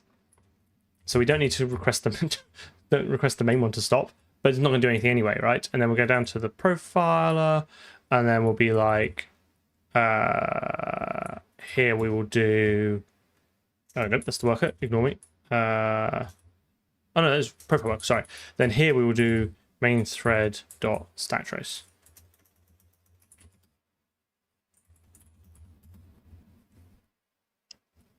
Yeah, sorry. It is, the game's looking pretty good. It's just that we've not really been looking at it recently because I've been faffing around on this like massive side quest, which I am really enjoying, by the way. I'm having an absolutely grand time doing this. And I hope that if I'm enjoying it, then that means you guys enjoy it. I mean, that seems pretty...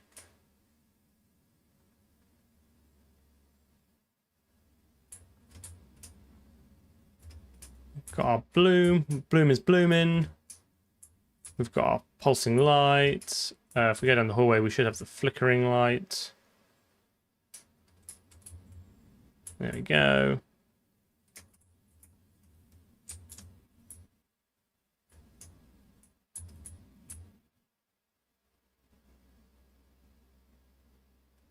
Did the bitrate get lowered? I don't know. Yeah, we're still humming along quite nicely. So I'm kind of deadlock.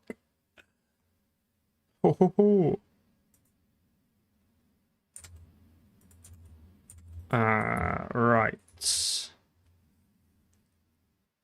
gonna be this, isn't it?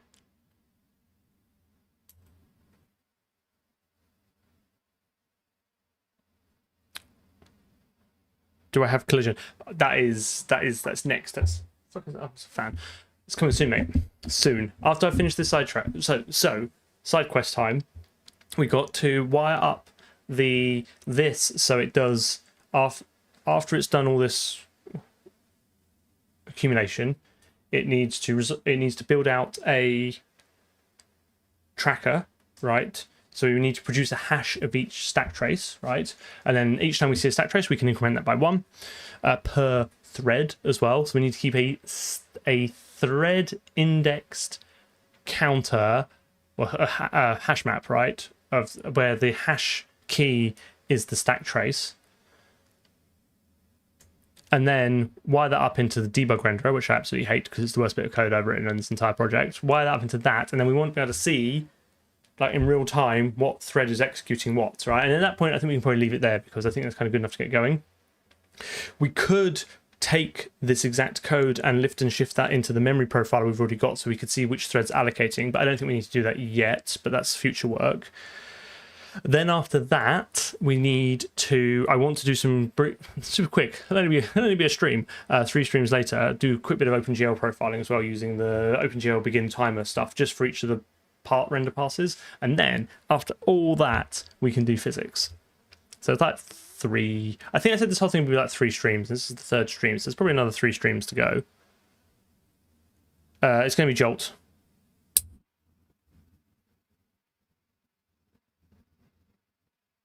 No, I don't care about build size. Like, I used to say that storage is cheap. It's not at the moment, but like hard drive space is fine. I'm not too worried about that. Look, we'll get there, right? I've got to figure out why this is deadlocking at the moment. Super quick. Let's just see if let's just run this under a debugger and see what's going on. We used Jolt in the last project, so I've got some experience with it. Look, we'll get there. It's not...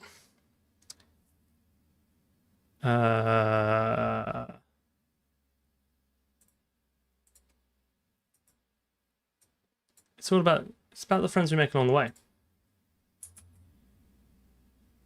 Right, so that's deadlocked. So if I pause this, so this pause thing, this is like under the hood. This is what Windows is doing, basically what we did, right, with suspend thread and then the symbol resolution. This is what's going on here.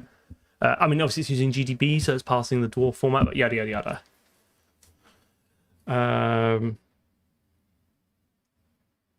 So it's in the thread destructor.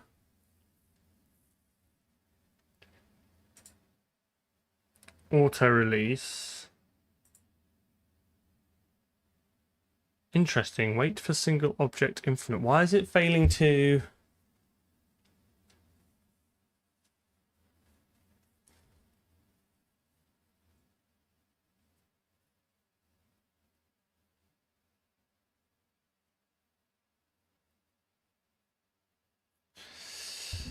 Yeah, I think, well, because we've overloaded new, right? We can just grab a stack trace every time someone calls new, right?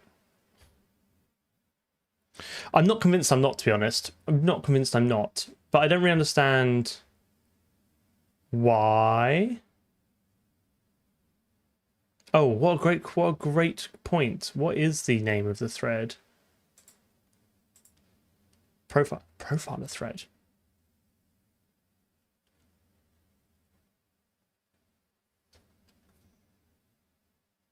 What's my profiler thread doing? Can I set the... Right, hang on. Side quest. Do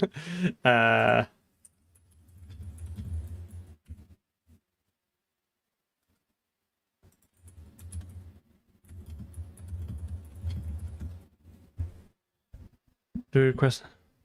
Look. Don't leave me alone. It's hot.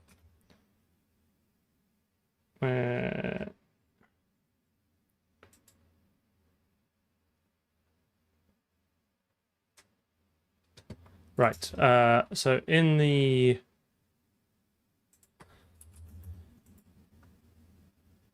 Once we've constructed this, right, we should be able to then, after this, should be able to do...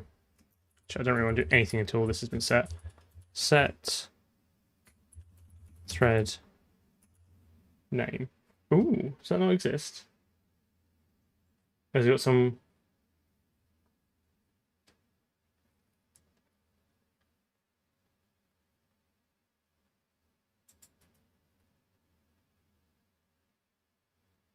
So I should be able to get the debug to display the thread name.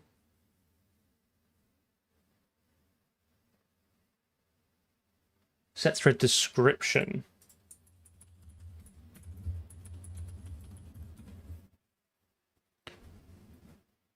Set thread description. New thread.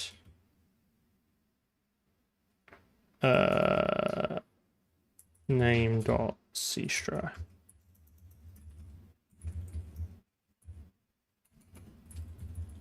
Might build that and just see if that's... I'm hoping... Ooh. What?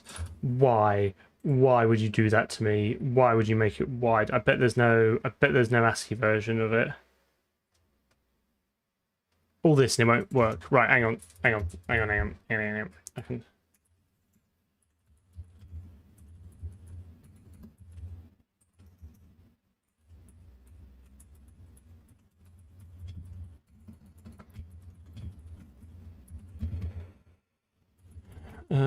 Sorry, text widen name.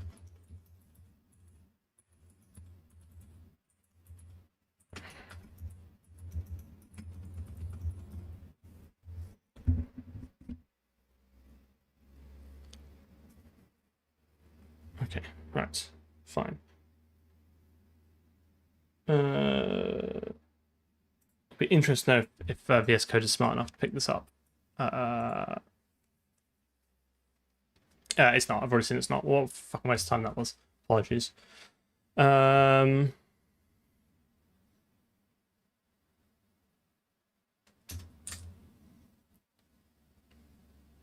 pause. Oh, I know. I've got.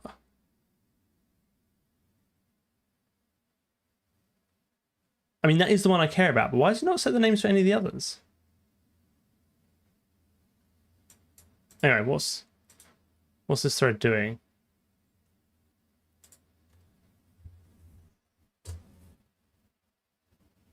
I'm really worried it's stuck there. Have I just gotten unlucky and this is...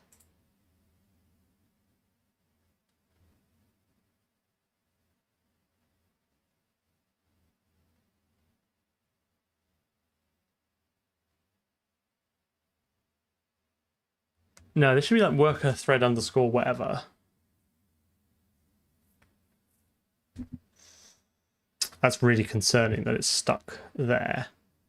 Can I step over this?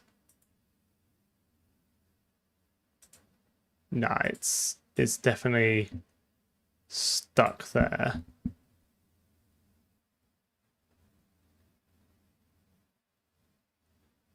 Yeah, I wonder if we need to wait. I bet we need to wait for the profiler to stop first before we signal the others to finish. Yeah,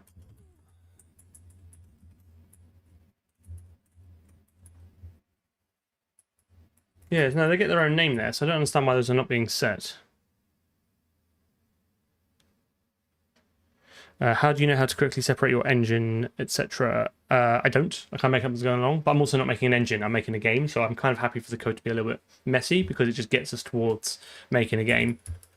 I need, like, weight.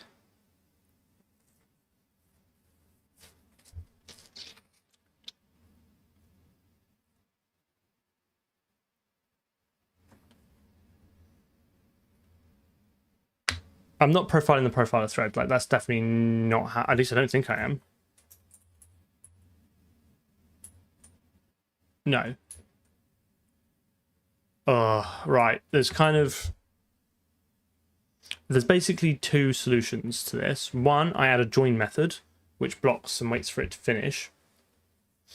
The other is that I basically make this a unique pointer, and then I can just release it or reset it.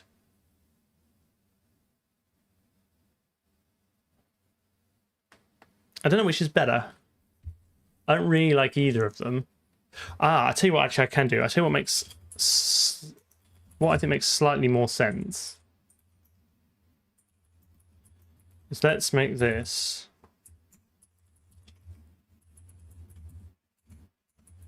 optional, right?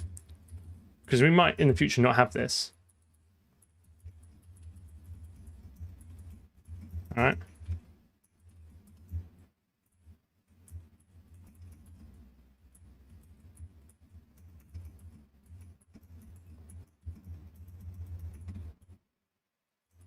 And then we can do request stop, and then we do profiler thread. Oh, profiler thread dot reset.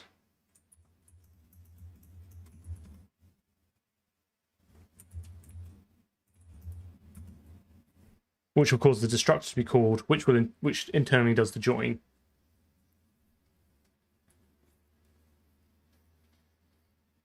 I don't think I'm totally against that.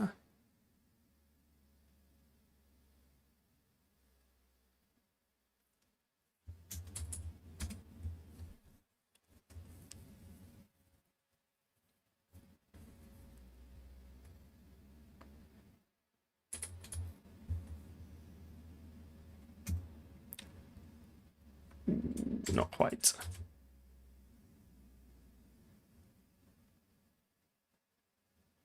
Does reset not?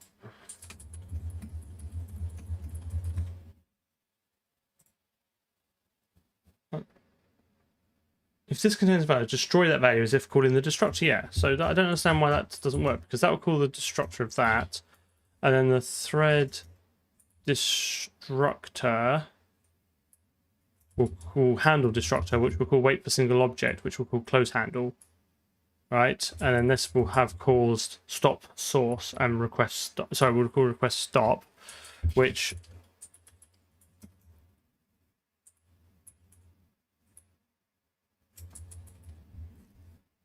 will come back around and say this. Do we see this?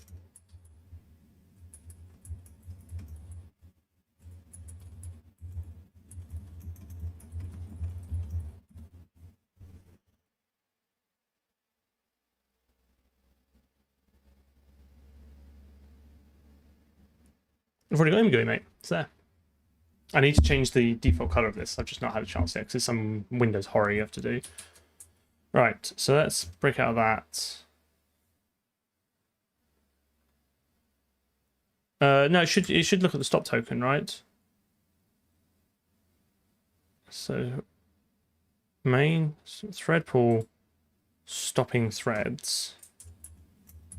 I don't get that, which is interesting.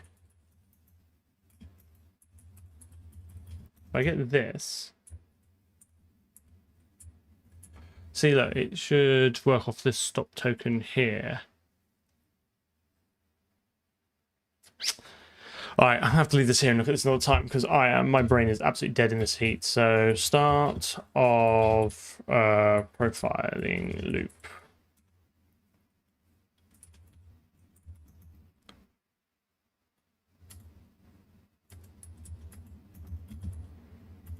What are we on? Stream 36.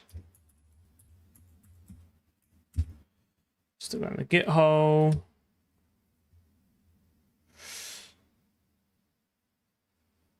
Yeah, I still think we made quite a lot of progress there. I think I will try by Sunday, although I'm not sure if I'll have time to integrate the PDB converter into the build system, but it might just be that for this, we just run it manually when we need to.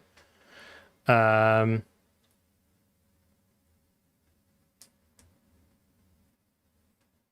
on, I'm bigging myself. Right. Before everyone disappears off, I'm going to see if there's anyone doing any C++ things. Other than that, new video soon, like real soon, like sooner than you might think. Well, maybe not that soon. And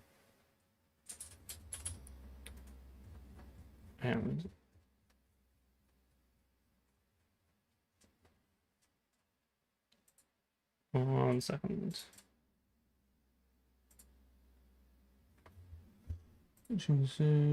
Windows.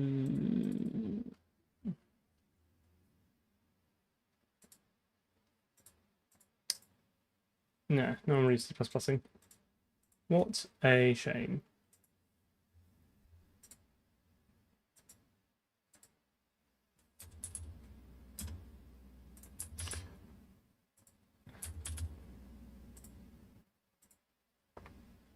Oh, I really hate this tool. I'm really struggling to...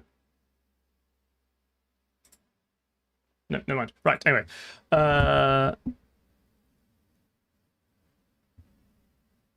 What was I saying? Oh, yeah. I normally do... So it's available for members now. I normally do members get it 24 hours earlier. However, I uploaded it Tuesday, which meant I was streaming today. I didn't want to release it at the same time as I was streaming because I wouldn't I'd be distracted by it. And then I'm actually busy tomorrow. So Friday. It'll be Friday. New video Friday.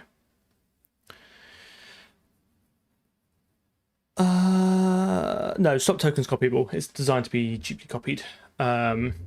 We also stood move in anyway, so we wouldn't have that issue. Right, that's all I've got. Thank you very much for keeping me company. Very much appreciated, as always. I'm very grateful that you give up some of your time to watch me flail around with C++. I think we got quite a lot done. I'm quite pleased with the progress. We'll make some more progress next time we stream. And other than that, see you all anon.